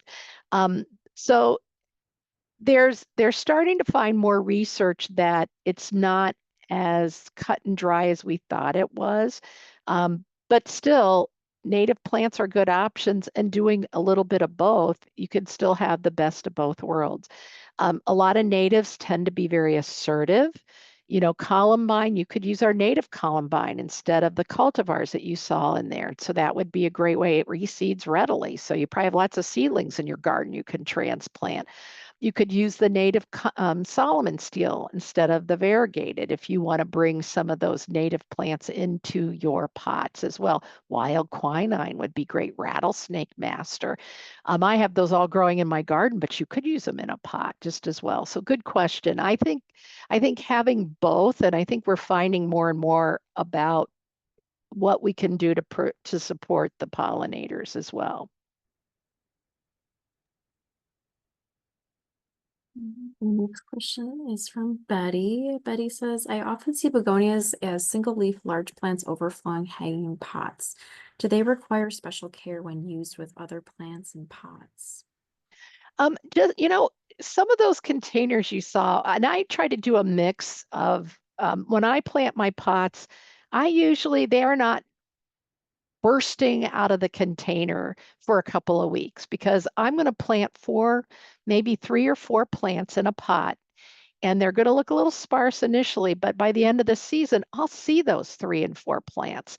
And a lot of garden centers and a lot of gardeners pack them full of plants. And there's nothing wrong with that. You'll need to water more, fertilize more, and maybe do a little trimming. And then sometimes by the end of the season, those that are more robust, you could see some of the plants like that Griffin begonia, just saw a couple leaves in that one container versus when I had it just with the sweet potato vine, it really was a showstopper. So the more you pack in, the less intent, you got to make sure they're equally assertive, or you're going to have a few kind of disappearing behind it. So that's a great question. So if you're putting your begonias with other plants, make sure that there's room to show off each and every one if you want to make sure by the end of the season you get to see them all. Great question. Yeah, a couple questions asking about putting hostas in an unheated garage over winter. Hmm. Let's see, someone's asking, don't they freeze in an unheated garage over winter? And if you've run into any issues doing that. I should have explained a little better. So thank you so much for asking. So I put a lot of my perennials and trees and shrubs that either are in containers for the summer that aren't, I need to move them into protection. So in the unheated garage, I have insulation. So I have that pink insulation. We made little boxes, well, big boxes along the wall of my unheated garage because they can take it freezing, they just can't take below freezing because right, the ground freezes. We just don't want it to get too low. So I have the pink insulation on the floor because that's cement, to insulate it from the cold cement. And I make a little box, and then I put all my containers in there.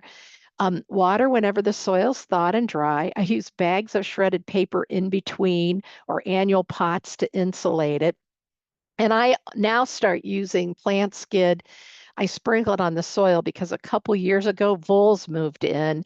And as I was emptying those planters in the spring, half of them were destroyed by voles. And so I've started treating as I store them because I don't know, they got into my garage and just trashed a lot of plants. So good question. So it gets cold, but it doesn't. And some people can do a shed. I'm a little worried my sheds are out away from the house. This way, at least with the unheated garage, I've got some insulation built in, set them in there, and I've had great success with things that are hardy for the area, but in a pot. And so, my oregano, I have chives that have made it for 6 years. I've had a variety of plants. A heated garage, they start to tend to grow, and so you need light and water. And I don't have that kind of setup that I could keep them alive. I'd bring them in the basement under lights, the things that aren't hardy. Good question. Thanks for asking so I could clarify. Related question from Jorlyn. Jorlyn's asking, when do you start elephant ear bulbs inside? Do they need light or after they come up? Great question. So I'm going to answer it, but again, I've got a couple of webinars online. And so couple things. Starting them indoors, you'll get bigger growth faster. It takes them a while for them to sprout. So you pot them up, you water thoroughly, and then sparingly until you start to see growth. You could start them anytime from mid-March. I'm waiting for mine to come. I ordered some new ones. I have some overwintering, but I ordered some new bulbs. So they're supposed to come next week. So I will pot those up. Your dahlias, your cannas, your elephant ears, if you plant them ahead of time, you're going to have bigger show earlier, especially if you're in the north. If you are further south, you could have already started planting them early, even late February if you're going to start them inside. They don't tolerate frost. They like it warm, but starting them indoors. So they need light as soon as they sprout. They don't need light to sprout. They like warm temperature.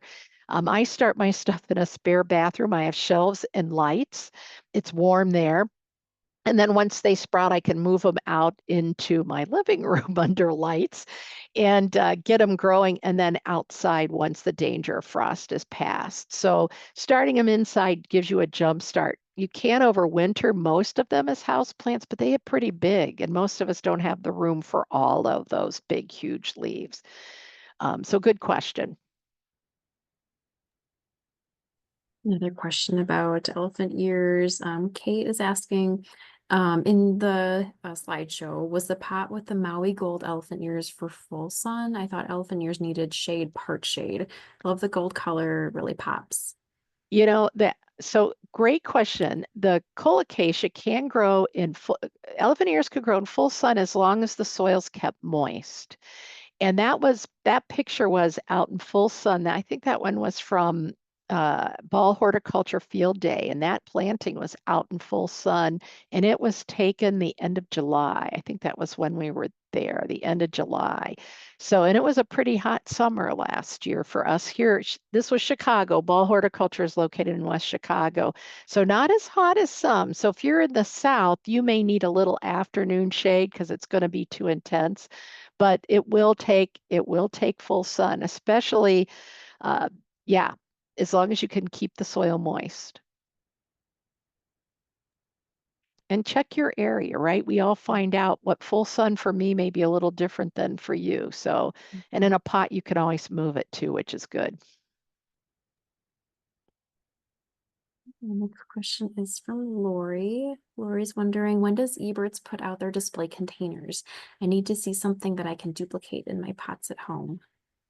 You know, I know I don't know if they had their container, they probably haven't had their container workshop. They open April 15th. I would go online. The container workshop fills up quickly, and that's where you can bring your pot, and they have potting mix, and you can just go shopping and pick up plants, which I love, which is how I shop. They are already planting up their containers. I didn't make it to their production tour this year, but they already start selling a lot of them. So April 15th is when the really unusual things that they have in limited quantity, new introductions and things, you want to shop early. They've done a great job. They've added greenhouses. And so last year usually if you don't get your salvia the first week, they're sold out the big giant ones like Black and Blue and Rockin' and that whole series, but they grew a lot more this year. And they also did a second planting of annuals last year, which was great. So, you bought early or they didn't do well because of all the rain, or you're having a party and you want to really have it knock your socks off. They had that, and it was great because I had a couple special projects and I could just have good, nice size annuals, create a pot, and it looked like they'd been growing all season. So, they're really good about answering questions, and my apologies to Anne because she'll have 1,000 people calling. But I'm sure that they always have something early, especially the spring containers. And the others will be in the field house or the the other greenhouse. And then up in the Westbrook, they often have their big containers in the planting, the demo containers that you could buy, but on display as well. So those usually start pretty close to the beginning of the season. So when you're ready to shop, you'll probably find plenty of ideas, or give them a call and they can answer for sure. I have to give them a little shout out. We went to Ebert's Memorial Day weekend last year, and I got some just gigantic dahlias that were gorgeous and pretty reasonably priced too. And one trick So somebody shared with me, and I know Diana, who works with me, does it. They will often buy their pots, their hanging baskets, and then just sink them in the ground. And then they have an instant garden, or put them in their own decorative pot at home, and kind of it's already done for you. So Vicky's got a good question here. Vicky's wondering or sharing these containers in the presentation are packed with plants. My Mhm. containers of 2 to 3 different varieties grow so well. I can't imagine having so many plants in one pot. Do they keep each other in size check by packing them in so tightly? They do a lot of pruning, they do a lot of fertilizing. And I'm with you, Vicky. I only do a few because I want every plant to look its best. And that's why I showed you some simple combinations. A lot of those were mine, 3 plants in a pot. And then I showed you wow, here's ball horticulture with, 10 different plants. But you noticed which ones really stole the show and which ones were very secondary, right? And so I'm with you, Vicky. I prefer to have fewer in a pot, but you know what? Eberts packs them in their hanging baskets. They look great. They do a lot of pruning. They feed every week. They use a liquid fertilizer every week. That's what they recommend to keep them looking good. I'm the Milorganite girl. I put Milorganite at planting, and halfway through, if needed, I do it a second time. So, it's kind of what results you're looking for, what you're willing to invest money wise and time wise, right? So, I'm kind of a low input gardener, not lazy. So, I want to fertilize once at the beginning, once in the middle. And, sometimes I pack them too full. I get that. And then I go, well, that was okay. I learned something. And you notice when you look at them, and hopefully you'll just kind of quickly go through because you can look through fast forward through the recording, but get some ideas of those combinations. Look at the list of plants. And that's what I was hoping you would do. Go, well, I wouldn't do this and this and this, but I'll do these 3 instead of say 6 or 7. Good point, Vicki. I think it's finding what works for you, your style, and your maintenance. Because I'm with you. I'd only do a few, but I can't resist some of those big knock your socks off to go visit and enjoy.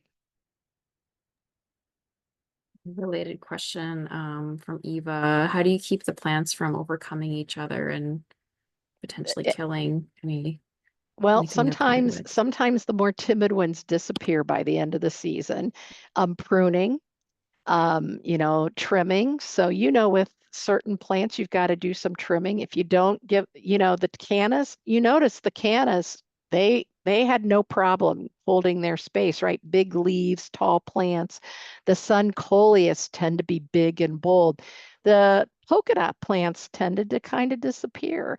And so again, it's a little bit of trimming. It's a little bit of, so part of the philosophy is if I put 6 really nice plants at the start, um, everybody's going to look good. My pot's going to look good. Maybe halfway through the summer, half of those plants are more secondary, right?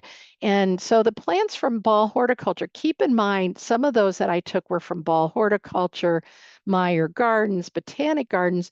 They're about display. And so they often time their planting so that they're going to look good at certain times, like Ball Horticulture. We were there the end of July. They were in peak then, and they have great plants. I've been to Proven Winners, the same kind of thing. They pack them in, they look good. Ebert's does a great job. And those containers you buy are ready to go and give you a great show. And they do a lot of trimming on their stuff. If you did the production tour, they cut things back mercilessly so that they'd be great for Mother's Day. So a little bit of trimming, but a lot of it is equally assertive plants, just like you do at your in-ground garden. And then realizing if you pack them in, not everyone's going to have enough space to be the star, and some may be secondary. And hopefully you notice that. Some of them were on the list, and you're like, where is that? Where is it? Oh, that was kind of behind the leaf. So it was kind of providing depth to the container, but not being the star. I know you mentioned, I think for the previous question about liquid fertilizer, Yes. and then you mentioned using Milorganite. Are there any other fertilizers that you would recommend for a container? So I know, I'm trying to remember the name of the one that Ebert sells right by checkout because they want you to keep your plants looking good. I don't know if that's Jack's fertilizer, maybe.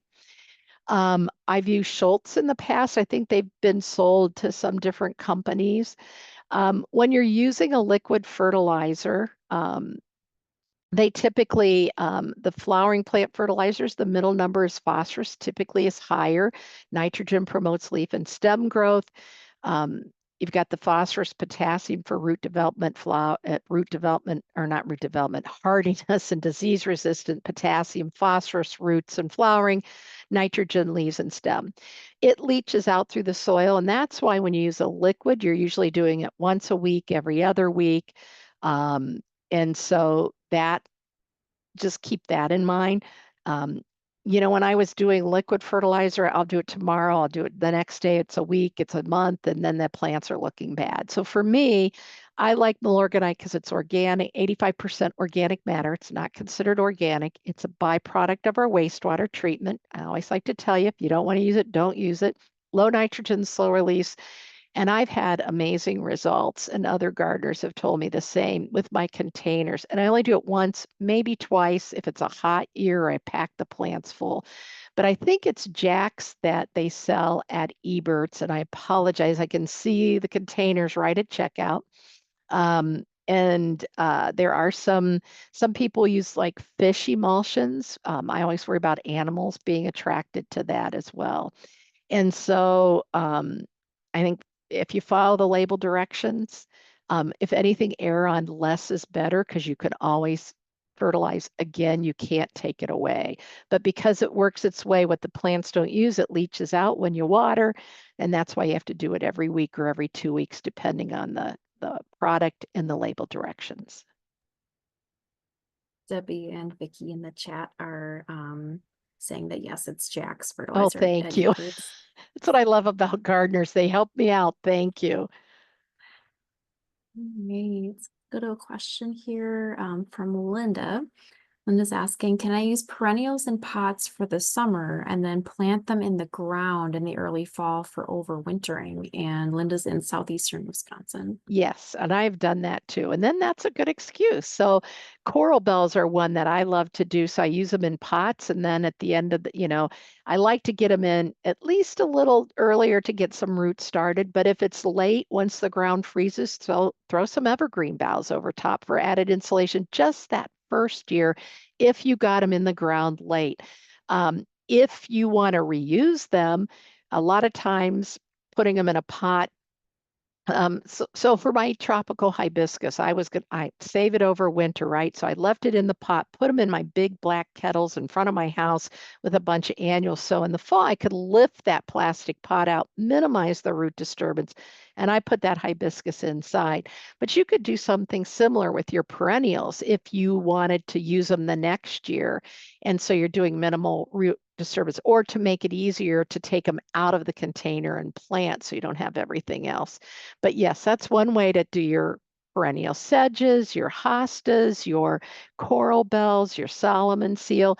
Again, if it's too late in the season, depending on our fall, who knows? It's so crazy. If you're worried about not having time to get really established after the ground freezes, throw some evergreen boughs, straw, or marsh hay on after the ground freezes to help provide some extra insulation. Seeing a question in the chat. I know you mentioned think it was a list from an extension, but someone's asking where to find a quick checklist reference of plants that tell characteristics like sun or shade, perennial, zone, height, things like that. Is there something that we could send out with the follow-up You email? know what? Let me look and see. I use a lot of different resources, but what I hear you saying is you're looking for a list. So University of North Carolina will tell you that, but you'll have to go look up the plant. So let me, um, the other place, and um, I will do some homework tomorrow. Um, and are we looking for was she looking for just containers or in general? Sounds like in general, yeah, plants that tells about their characteristics, sun or shade, annual or perennial, pollinator zone, height, invasive, poisonous, fragrant, etc. I don't know if there's a quick list. I'm going to do a little checking, but always start with your extension service because that talks about plants that are good for your area. But I will do a little hunting. I was also going to mention Chicago Botanic Gardens. Richard Hockey does a great job. They do plant evaluations by different groups of plants. So every year, they do like a 3-year trial. Like one year they featured goldenrods, and one year they did bee balm and phlox. And so you can look and they look at different cultivars and even native species and which ones and provide some of that information, mainly looking for disease resistance, performance, flowering, and that type of thing. So it's not exactly what you're looking for, but it's another resource. So it might be a couple things I'll have to find and list for you, but I will do a little hunting, Kelly, and let you know what I find out. Great. We've got a question from Joanne. Joanne's saying, whenever I plant sweet potato vine, I eventually get holes in them from some insects. What do you think might be doing that? There's a golden beetle there's a couple things that can do it. Japanese beetles, but you would see them because they eat and mate in broad daylight and they leave the leaves lacy. There's a beetle called a golden beetle, and it's kind of iridescent, and it eats small little holes. Flea beetles might attack it as well. Usually with the golden beetle, you can find them and eventually pick them off. But if it's happening at night, I wouldn't be surprised if earwigs are causing a little bit of damage, but I usually see Japanese beetles. A friend of mine won't do sweet potato vine um, and he kind of quit doing some cannas because of the problem with Japanese beetles that he was having with some of his clients' properties he was managing. But I found this little golden beetle. I don't have it every year though, but every once in a while I'll have it. And sometimes the insects feed like at dusk or night. So going with your flashlight is a good time to find if you have slugs, earwigs, as Philip was mentioning. I see them a lot, but they really like it in the evening. And even some caterpillars will come out in the evening. So if you're not seeing the insect, sometimes we see the damage and they're already done feeding. Sometimes they're still active. So, and they're hiding. So you might want to check at night. What I usually do is look for an area. Okay, there's 10 holes here. Is it worse in a day or two or about the same? Then I know had I missed them, they ate, they moved on. And if it's getting worse, then I know I better start hunting a little more closely to see if I can find them and hand pick or remove them. Find out what it is before you reach for a spray. Because sometimes just hand picking them is enough. Sometimes you need to use something, but you want to use the right product at the right time and the most eco-friendly one you can find. Another question from Mule Public Library related, wondering about ideas for repelling Japanese beetles. You know, there is an organic product and it's BTG, Bacillus thuringiensis galleria, sold as Beetle Juice, J-U-S, and Beetle Gone, G-O-N-E, exclamation point. It's organic and it's a naturally occurring soil bacteria. That strain kills Japanese beetle larvae and adults. Other strains kill caterpillars or mosquito larvae or fungus gnat larvae. So it's BTG. I had to order mine online. That works very well. I don't, you know, 4 o'clocks are supposed to be effective, but I've heard mixed reviews that the research doesn't bear out that 4 o'clocks will be an effective trap plant. Put them away from your others. University of Minnesota found that if you get the first few that move in on your plants, that fewer come along. So monitoring, usually for Wisconsin, usually it's the end of July or end of June, sorry, end of June, early July. I've seen them a little earlier. I've seen them persist even into the fall, few. But if you watch for them and catch those first few, some people go out, knock them in a can of soapy water in the morning. They tend to congregate, are easier to get.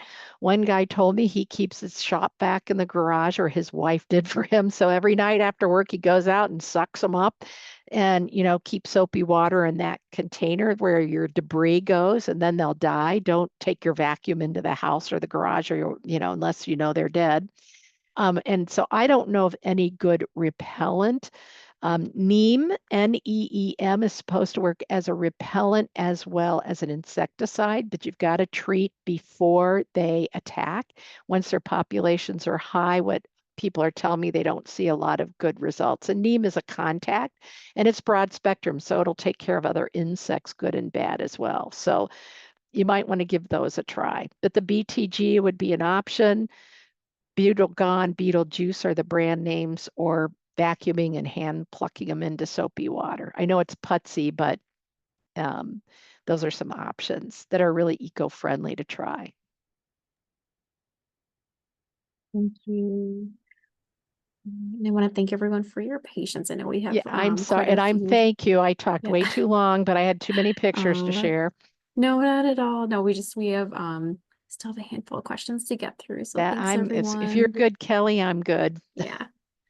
All right, so let's go down to Ruth has a question about compost brands. Any recommendations for compost brands, and how often would you apply compost to your garden beds?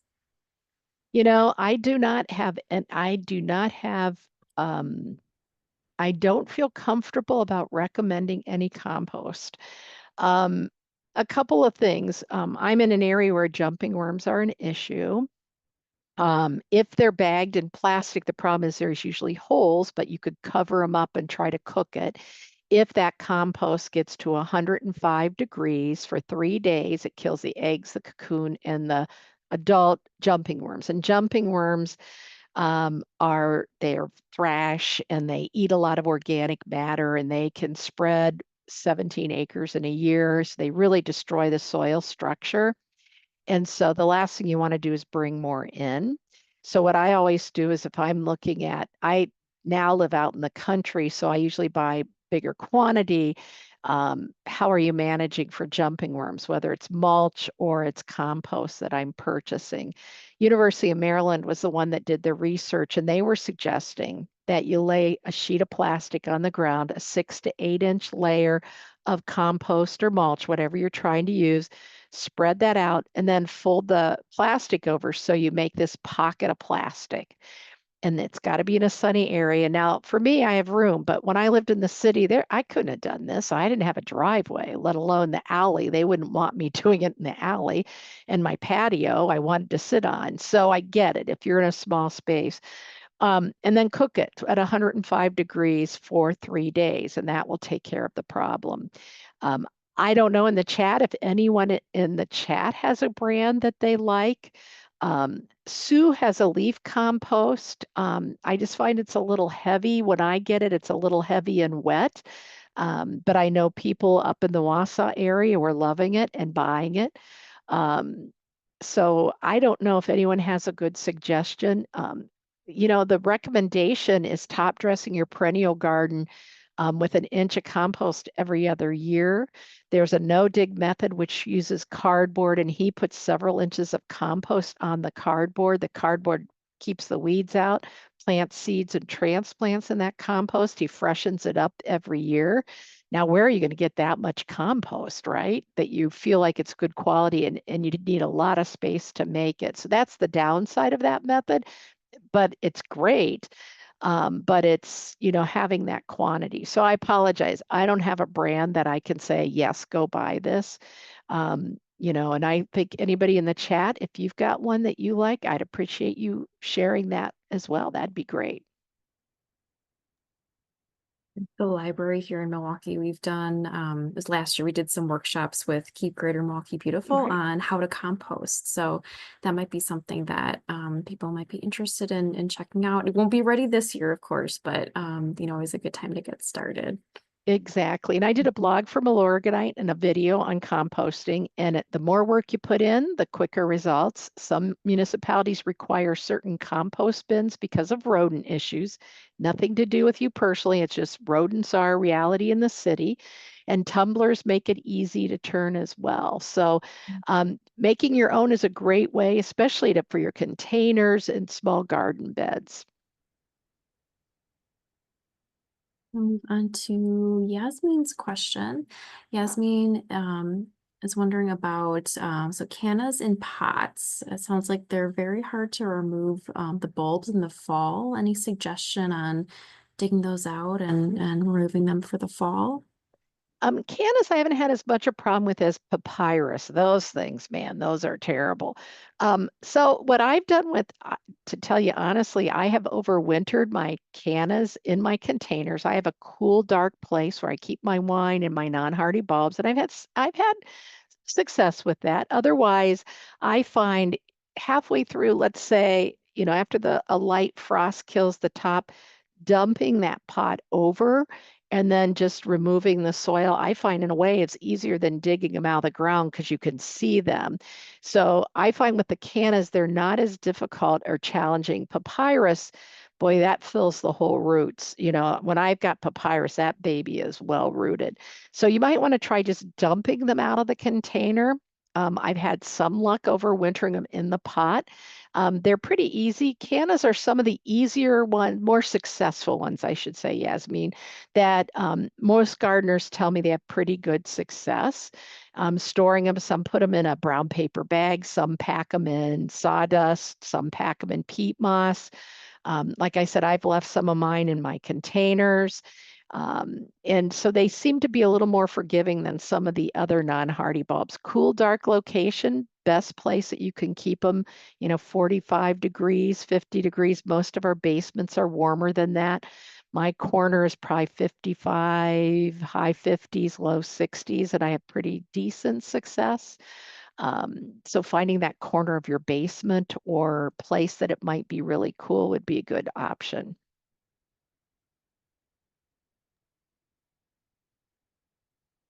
Interesting question now from I believe name pronunciation is Valley. Forgive me if that's not correct. What plants would work best for high wind and dry conditions on the south side? That's my west side of my house. I can relate to you because I have high wind, and that's where the mandevillas are great. One of the things to keep in mind, though, is you're going to want pots that are going to hold. I had my winter container on my front steps, and I had to pick it off the step, blew off the steps probably 5 times. It was a plastic pot, it cracked. That was dumb. So having some good weight, whether it's a brick in the bottom of your pot or somehow giving it some support, a heavier pot, or some kind of way, positioning it up against your porch or your steps so that it's secure in the wind. So I've had great success with that. I've had good success on lantana, sun, wind. It's done very well for me. My celotias have done very well in full sun. Even I'm in Wisconsin, so if you're further south, you may have problems, but my black and blue salvia I've put out, not, I've usually put them with other plants with some grasses. I just changed out my front bed to more native plants, so I've got a lot more uh, I've got some prairie drop seeds, some little blue stem. I have some cone flowers. I have alliums, and you could do those in your pot too, as the bulbs or as the like millennial or summer beauty. So I'm trying to think of all the things I've done on my south side. Petunias and calibrachoas are pretty tough. Some of the newer petunia varieties, there's some mini petunias that are pretty cool that have done pretty well for me in my very windy location. Verbena bonariensis, the tall verbena, great plant, and it moves well in the wind. The big leafy things, you saw my banana plant, that's going on the east side or a more protected spot. My cannas seem to hold up much better than the banana plant in the wind. And I have some of those on the west side, and I've seen them out in pretty open locations too. One of the things that I think we're all going to have to do, weather's so crazy anymore, is start recording what's doing well, what isn't doing well. You know, kind of making our own list and then in our own location. I moved from the city. I was closer to the lake, very sheltered with my neighbor's house being so close. And what I could grow there versus, getting to know what I can grow in this sun and the wind and the sandy soil I have now. So starting out, and that's what's great about containers. You do a couple plants, and if they don't make it, oh, okay, we won't repeat that again. And there's been a few that I've had problems with that, it's like, well, that was a good idea and it didn't work.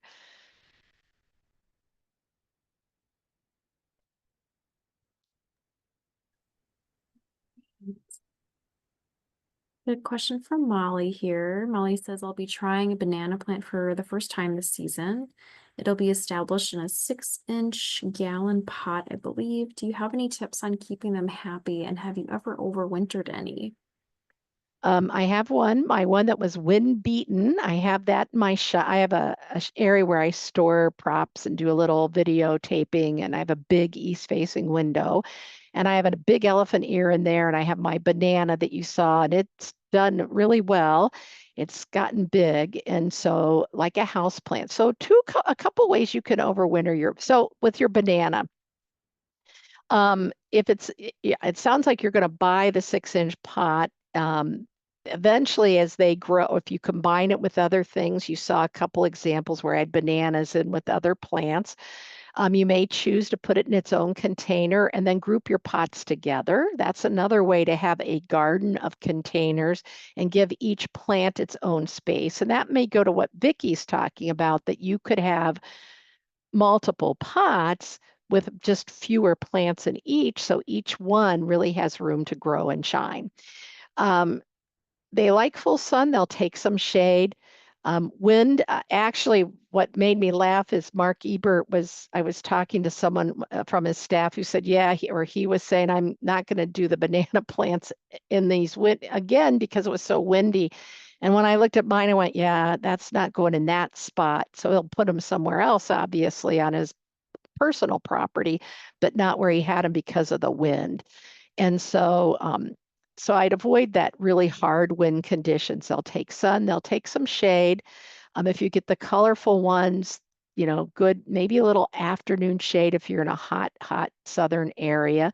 Um, Moisture, they were gonna, you know, mine's now it's about 6 feet tall, and the pot is only about 12 or 15 inches in diameter. So it's going to get replanted before it goes out this summer. It was with other plants, other annuals, and they're gone. So it might just live in its own container this summer. Overwintering, you could do it as a house plant. I was watching a video, and this woman from a garden center, I forget where she was, cut hers back and put them in storage. There is a fiber banana. I know Logi sells them, and I don't know of anybody else that's hardy to zone 5. So if you're interested in trying to growing a banana and you're in zone 5, you might try the fiber banana. I know a few people who have done it successfully in the Milwaukee area. Um, I think it was David Frank O wrote Palms Won't Grow Here and Other Myths. And he was a professor at Miami University in Ohio, Miami of Ohio in Ohio, not Miami, Florida. And he had palmettos and he had bananas and he had other tropical plants he was able to overwinter on their campus. So it's an interesting book you might want to check out. And I will get that name and get it to you, Kelly, too. I think it's Palms Won't Grow Here, but I'll double check. But you might find that interesting for any of you that want to push the limits if you're gardening in the north.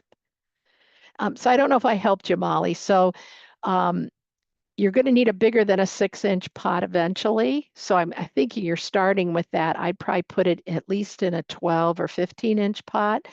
And if you have it with other plants, maybe slightly bigger. And then just move it inside, grow it as a house plant if you have room in a sunny window or under artificial light. Or you could have tried letting it go dormant like this woman did. Bananas are rhizomes. They're not true trees, even though we call them that. And so they send up new growth from the rhizome. And that's what this woman just cut it back and stored it in a cool, dark place and brought it out and had luck. But I'd probably, if you want to make sure you keep it, I'd grow it like a house plant just to be sure. That's what I do. Follow-up question for that from Linda. Linda's wondering if you have recommendations for where to buy elephant ear bulbs. I think I saw some at Stein's recently. Right. And Yeah. yeah, and I'm sure Eberts will have I know Mhm. they have the plants. I know I've seen them at other like big box stores Mhm. too. So most garden centers, a lot of the garden centers will sell them. Um, the best thing is if you can get them soon after they go to the store, because the longer they sit on the shelf, it's warm in the store, where if you want to buy them, storing them in a cooler place until you're ready to plant them, or buy them and plant them and get them started. So I see them at a lot of garden centers. And I know at Garden Expo in Madison in February, somebody was selling them. You can order them online. I work with Longfield Gardens. I think a lot of theirs have already sold out. But I know a lot of there are mail order bulb companies too, that you could probably find even a wider selection, just because garden centers have to sell what they know, carry what they know their clientele will buy. And so sometimes bulb companies have a wider selection because their customer base is a little more spread out and diverse. So you might want to check out Longfield Gardens, check out garden centers in your area too. Right. I'm hoping to combine two similar questions. I've got one from our Okay. email. Bonnie's asking over email, what would you recommend for an apartment that has a covered patio and faces west? It's shaded about half the day, and the other half the day has hot sun and heat that reflects off the patio glass doors. I've yet to find plants that survive well in this environment. And Jude is asking about north side shaded hanging baskets, but ones that would attract hummingbirds. Okay, I'm going to start with the easy one. We'll do the shade, and I've got some ideas for your west facing one. Fuchsias are excellent. Hummingbirds love them. They're shade tolerant, and you saw a lot of different possible combinations, right? So you could do a hanging basket. You could do the Garden Meister, the upright variety as well. Great hummingbird. The Kufia I've seen pushed into shade. There was one sample of the pink Kufia, great hummingbird plant. Um, it's one of those that I would try it, because one of the things you may find is you have a little more light than you realize coming in. Um, Hostas are great if you let them flower. They do provide some nectar for hummingbirds. And then you leave the seeds, the juncos will eat them. Other shade plants that you could, I'm going through my list of shade plants that would do well for you. I don't think Torrenia will, boy, it looks like it should, but it won't. Nicotiana will take part shade, a north side, depending on what's done well. Impatiens. One woman told me, she said she had impatiens along her walk, and she saw this hummingbird standing on the walk, nectaring on the flowers that were just within reach from the ground. So impatiens would be another one. And then you want to get beacon, bounce, or the sun patience, which will also grow in the shade, or New Guinea impatiens that are resistant to downy mildew if you've had problems with that in the past. Um, so I didn't show any Browalia. That's a great shade plant. I don't think it has a lot of pollinator appeal, however. If you want to put a columbine, that's a great hummingbird plant early in the season that you could try as well. And that will take some shade if you can get a hold of those. Coral bells, when they're in bloom, you'll get butterflies and hummingbirds on that as well. So those would be a few that I would give a try. But fuchsias are great. There's the upright kind, there's the hanging kind. The impatiens are excellent choices as well. And then you could dress them up with some other non-hummingbird plants. And then water is a great thing to do, is having just a little bit of water, a shallow dish that you could have either a hanging container or a bird bath and moving water is even better, but you'll find hummingbirds occasionally. I was just reviewing some copy for Birds in Bloom, and this woman sent in the photography is amazing, and she took a picture of her hummingbird at the bird bath, uh, taking a sip with a line of honeybees. They were all having a drink from the bird bath. So it was kind of amazing to see, but having some water is a great way to do that too. And then I do bird, as long as you clean them, keep them clean. Hummingbird feeders are also good options.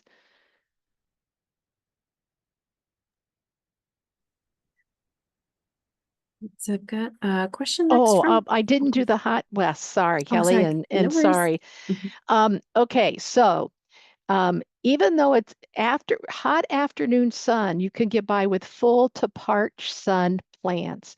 So I had a west face when I lived in the city, and my garden under my Norway maple tree, you would think wouldn't get enough sunlight, but I could grow some pretty intense sun lovers. So I would try things like the sun patience. We have those sitting on pillars out at State Fair, at the State Fair Park. Growth Garden Center donates the pots, lets us use pots for State Fair. And those things look beautiful all the time. They'll take some shade too, so they should do fine. I would even try some pentas. They are good heat tolerant plants. Butterflies love them as well, so that would be a really good one to try. I would try, I don't know if you've tried lantana, but you might want to give lantana a try because it takes the heat quite well. For trailers, the Silver Falls dichondra, the licorice vine would do very well in that hotter, intense sun, but also took some shade. And so I would kind of stick with plants that take full to part sun on your west face. And then just because it's an overhang, just check the watering because you're probably going to water your pots every day or check them every day anyway. But being a west, and if it rains, they may or may not get that water. So kind of try it and start taking making a list. Oh, this did well, this didn't. You might need to shift them around even on your balcony as well. Sorry for interrupting, Kelly. I just all of a sudden remembered. No worries at all. So I've got a question about soil. Nancy's asking, what kind of potting soil mix do you recommend for potting plants, containers, and possibly seeds? I know in the handout you do list some things that a quality planting mix should have, but any recommendations beyond that? Yeah, as I mentioned, I'm in Wisconsin, and so and I buy my Sioux from Ebert's. Every time I go, I buy like 10 bags and stockpile it, and that's what I start my seeds in. Not, some people use a seed starting mix, but I tend to be an underwaterer, and I find for me the Sioux organic mix works great for me for starting plants. Seed starting products, I don't like straight core. For a while, there were companies selling straight core for starting your seeds. And I just find core, one, I was doing a little research that it can be inconsistent. There aren't a lot of, it's not standard, there's inconsistency. That's the word I was looking for. And I found it held the moisture too much moisture for me. And I ended up not having great success. So finding that quality potting mix, like I mentioned, I like the Sioux HSU, only really available Wisconsin area and kind of in a limited basis at this point. I know Eberts uses the Pro Mix and they sell it also, and that has core. I think it might have a little peat moss and perlite, and they all love it, the staff there, and that's what they grow in. Um, and so those are kind of the two that I know. I used to use Fafford. I haven't seen as readily available. I know somebody, they didn't list it, but said they'd seen something online and had bad results. And that is, finding one that works for the way you garden is always the challenge. So I don't know if anyone else has. One of the things on that hand on the link, we'll talk about it should be lightweight. If that potting mix is soggy and wet and really heavy, some of those nutrients may have been washed out. Some of the organic matter may already be starting to decompose. So you want to make sure that it's lightweight and fluffy. That's a good indication. whatever it says on the bag has to be true, but there aren't a real lot of regulations like potting mix has to have X, Y, and Z in it. And so that's why we find so much variability and what's available from a raw material standpoint. I've got a new product I'm going to try. It's based on paper waste, and I have to get more information about it, and I'll let you know. They sent me some seeds to try. I haven't planted them yet. And I want to get a little more information before I start planting, but looking for something renewable. We've got paper, right? And we're recycling it. So what are we going to do? Hopefully this is another use for it. And I just want to put a shout out. The peat growers in Canada have to put money aside to restore the bog before they even open a bog. And they've found some systems for speeding up the process. And they don't harvest as deep as they do in Europe, where they're harvesting for fuel. No, it's not an endless supply. It's about managing the resource. And that's where core came in. But then fair trade was a question too about the core. So, there's not an easy solution, is there, an easy answer? So, talk to your gardening friends, try some things to see what works for you. And I know that's not the answer you want, but hopefully that will help you at least get started.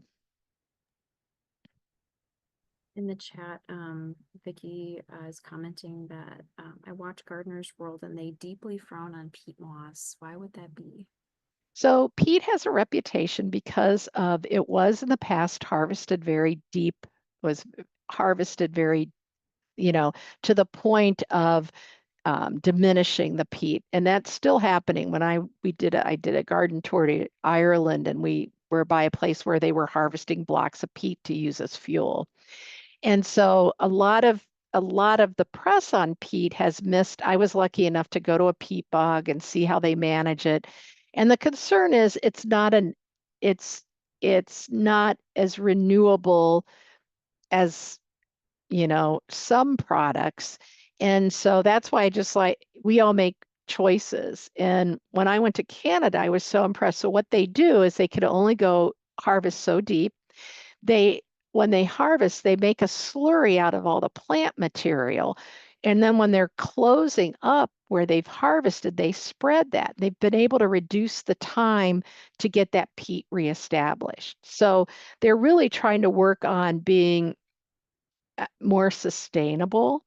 And I guess you could, making it not harvesting as deeply as in the past, as restoring it, as managing the water.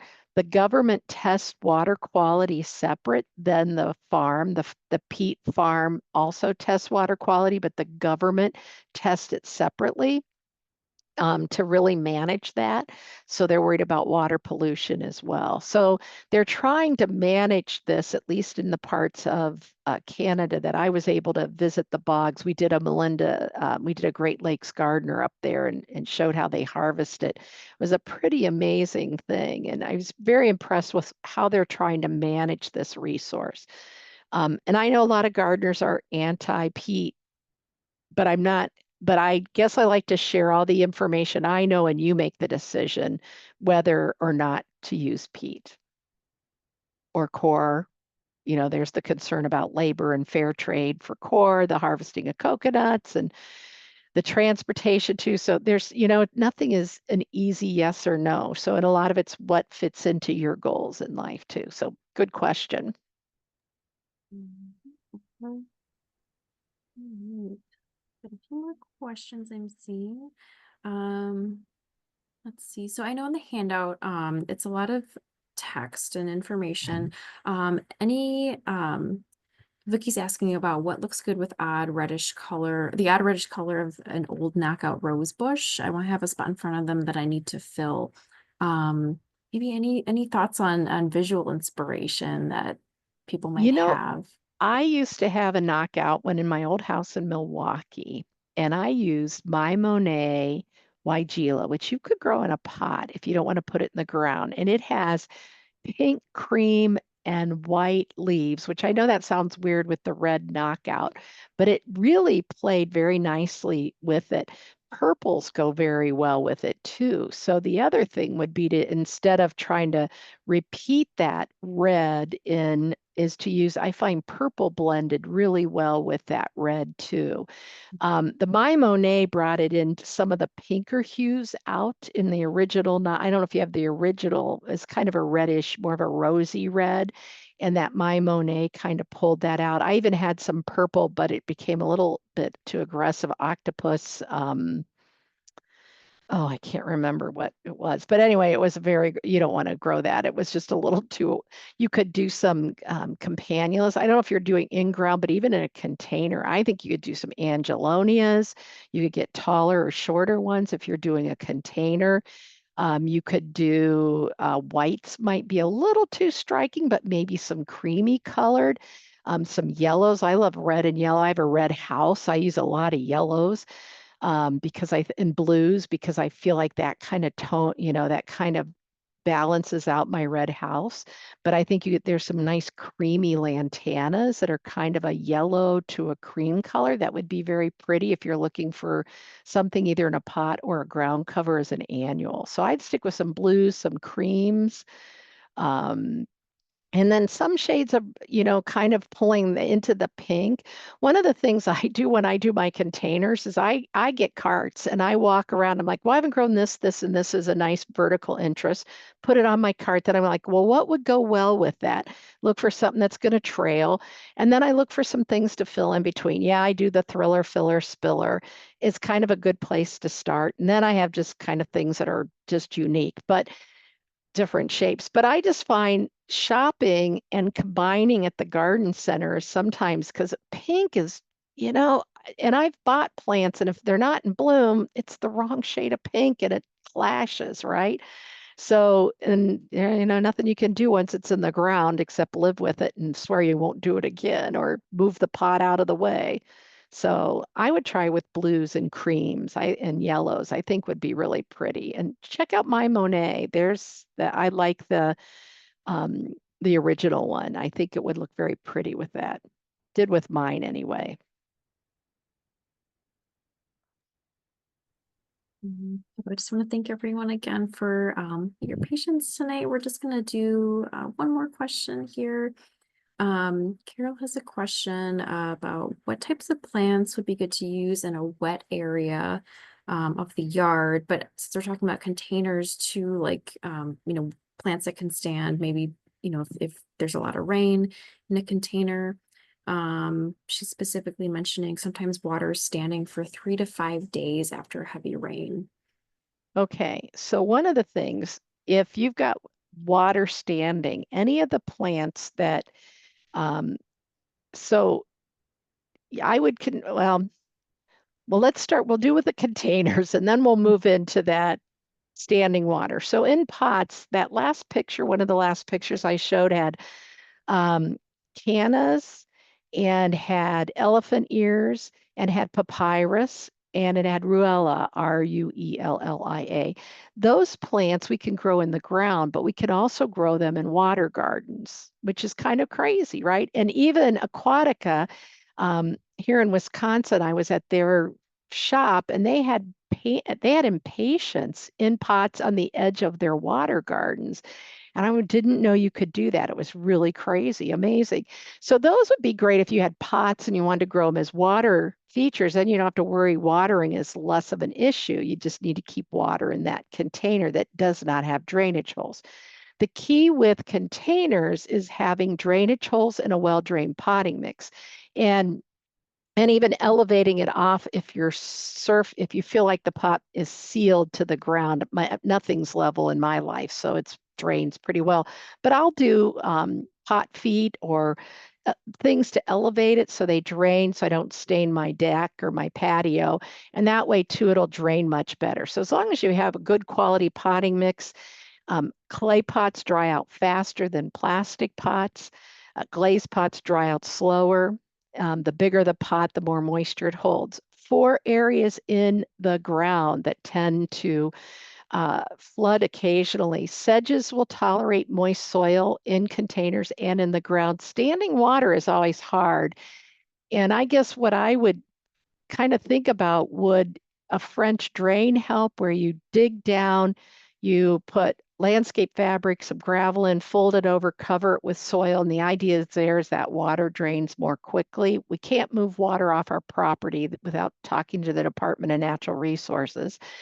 A rain garden, not where it puddles, but ahead of it. So if you've got it coming down, if you got a slope or from your house and the hard surfaces, a rain garden ahead, if you can catch some of the water before it puddles. You don't want to put it where that water collects. That's not good. That's going to be a problem because it's going to be too wet. Looking at plants that tolerate that. Look at those bog plants, but that'll take it. Marsh marigold is a low-growing yellow plant. Skunk cabbage, it blooms very early. The flowers are kind of really funky, but the leaves look like a hosta on steroid, and the deer tend to leave those be, and they'll take it pretty damp and wet. And I've seen those on the sides of streams. Look for, I'm just worried about when it gets dry, if you do rain garden plants or shoreline plants, that I'm just worried that when it does get dry, if you're not able to water, if it gets bone dry and droughty, it may kill those as well. You may want to look for things that are listed as I'm kind of going through my list. I think of sedges, I think of marsh marigold, I think of golden Alexander can take it wet. Cardinal flower can take it wet. I'm just worried that because it'll be wet and then really dry, it's not quite a rain garden if it stays wet for 3 to 5 days. That's standing water, and that's hard for plants to take. Um, looking for something that's going to tolerate that flooded condition. I think you're better off trying to figure out, is there a way to manage the water?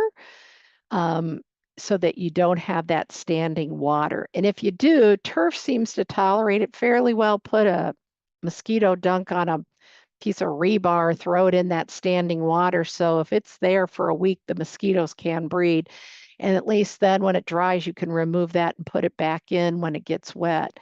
I'm just not sure what's going to really do well in a situation where it's wet and dry and wet and dry if it tends to dry out totally. That's one. Let me do a little thinking on it and be patient with me, and then give me a little more detail where you're located. Is your grass growing there, or is everything dead and mud? And does it get bone dry once that water recedes? Info@melindamyers.com. Please be patient with me, and give me a little more detail, and I'll see if I can find some options for you once I have a little more detail. Great. Thank you so much, Melinda. We've had a Thank you, lot of Kelly. absolutely, yeah, no, we have so many great comments in the chat. Thank you so much. I'm gonna shout out Mule Public Library, who said they had 16 patrons at their watch Yay! party. It's very cool. Thank you. Thank you. Yeah. Thanks to everyone for spending your evening with Please. us. Yeah, we'll send out the recording within a few days. It'll be posted on Milwaukee Public Library's YouTube channel, and then we'll follow up with sending the handout, as well as I know we had some follow-up resources to share as well. And then let's see, I know I'm forgetting something. I know we have a ton of webinars coming up this spring and summer, so I think there's one next week. So check out Melinda's. Reinvigorating your rain garden. So if anyone has a bad Yeah. rain garden that they want to share, I won't use your name, or a challenge. It doesn't have to be bad, a challenge. Send me the picture. I want to make this kind of a consult thing where we can just look. Mhm. We won't be critical because there are plenty of struggling rain gardens. I just need a few examples that we can help you fix yours, which will help other people. So if you can send them in, we would love to get those at info@melindamyers.com, and we won't mention names, but we'll share the pictures and help you out. Great. Thank you, Melinda. Thank you, Kelly. Absolutely. So everyone keep an eye out for that follow-up email. We'll send that out to you within a few days. And thank you all so much again for supporting Melinda's great work and for supporting Milwaukee Public Library. And we'll see you next time. Thank you. Thank you all so much for hanging in there with us. Bye-bye.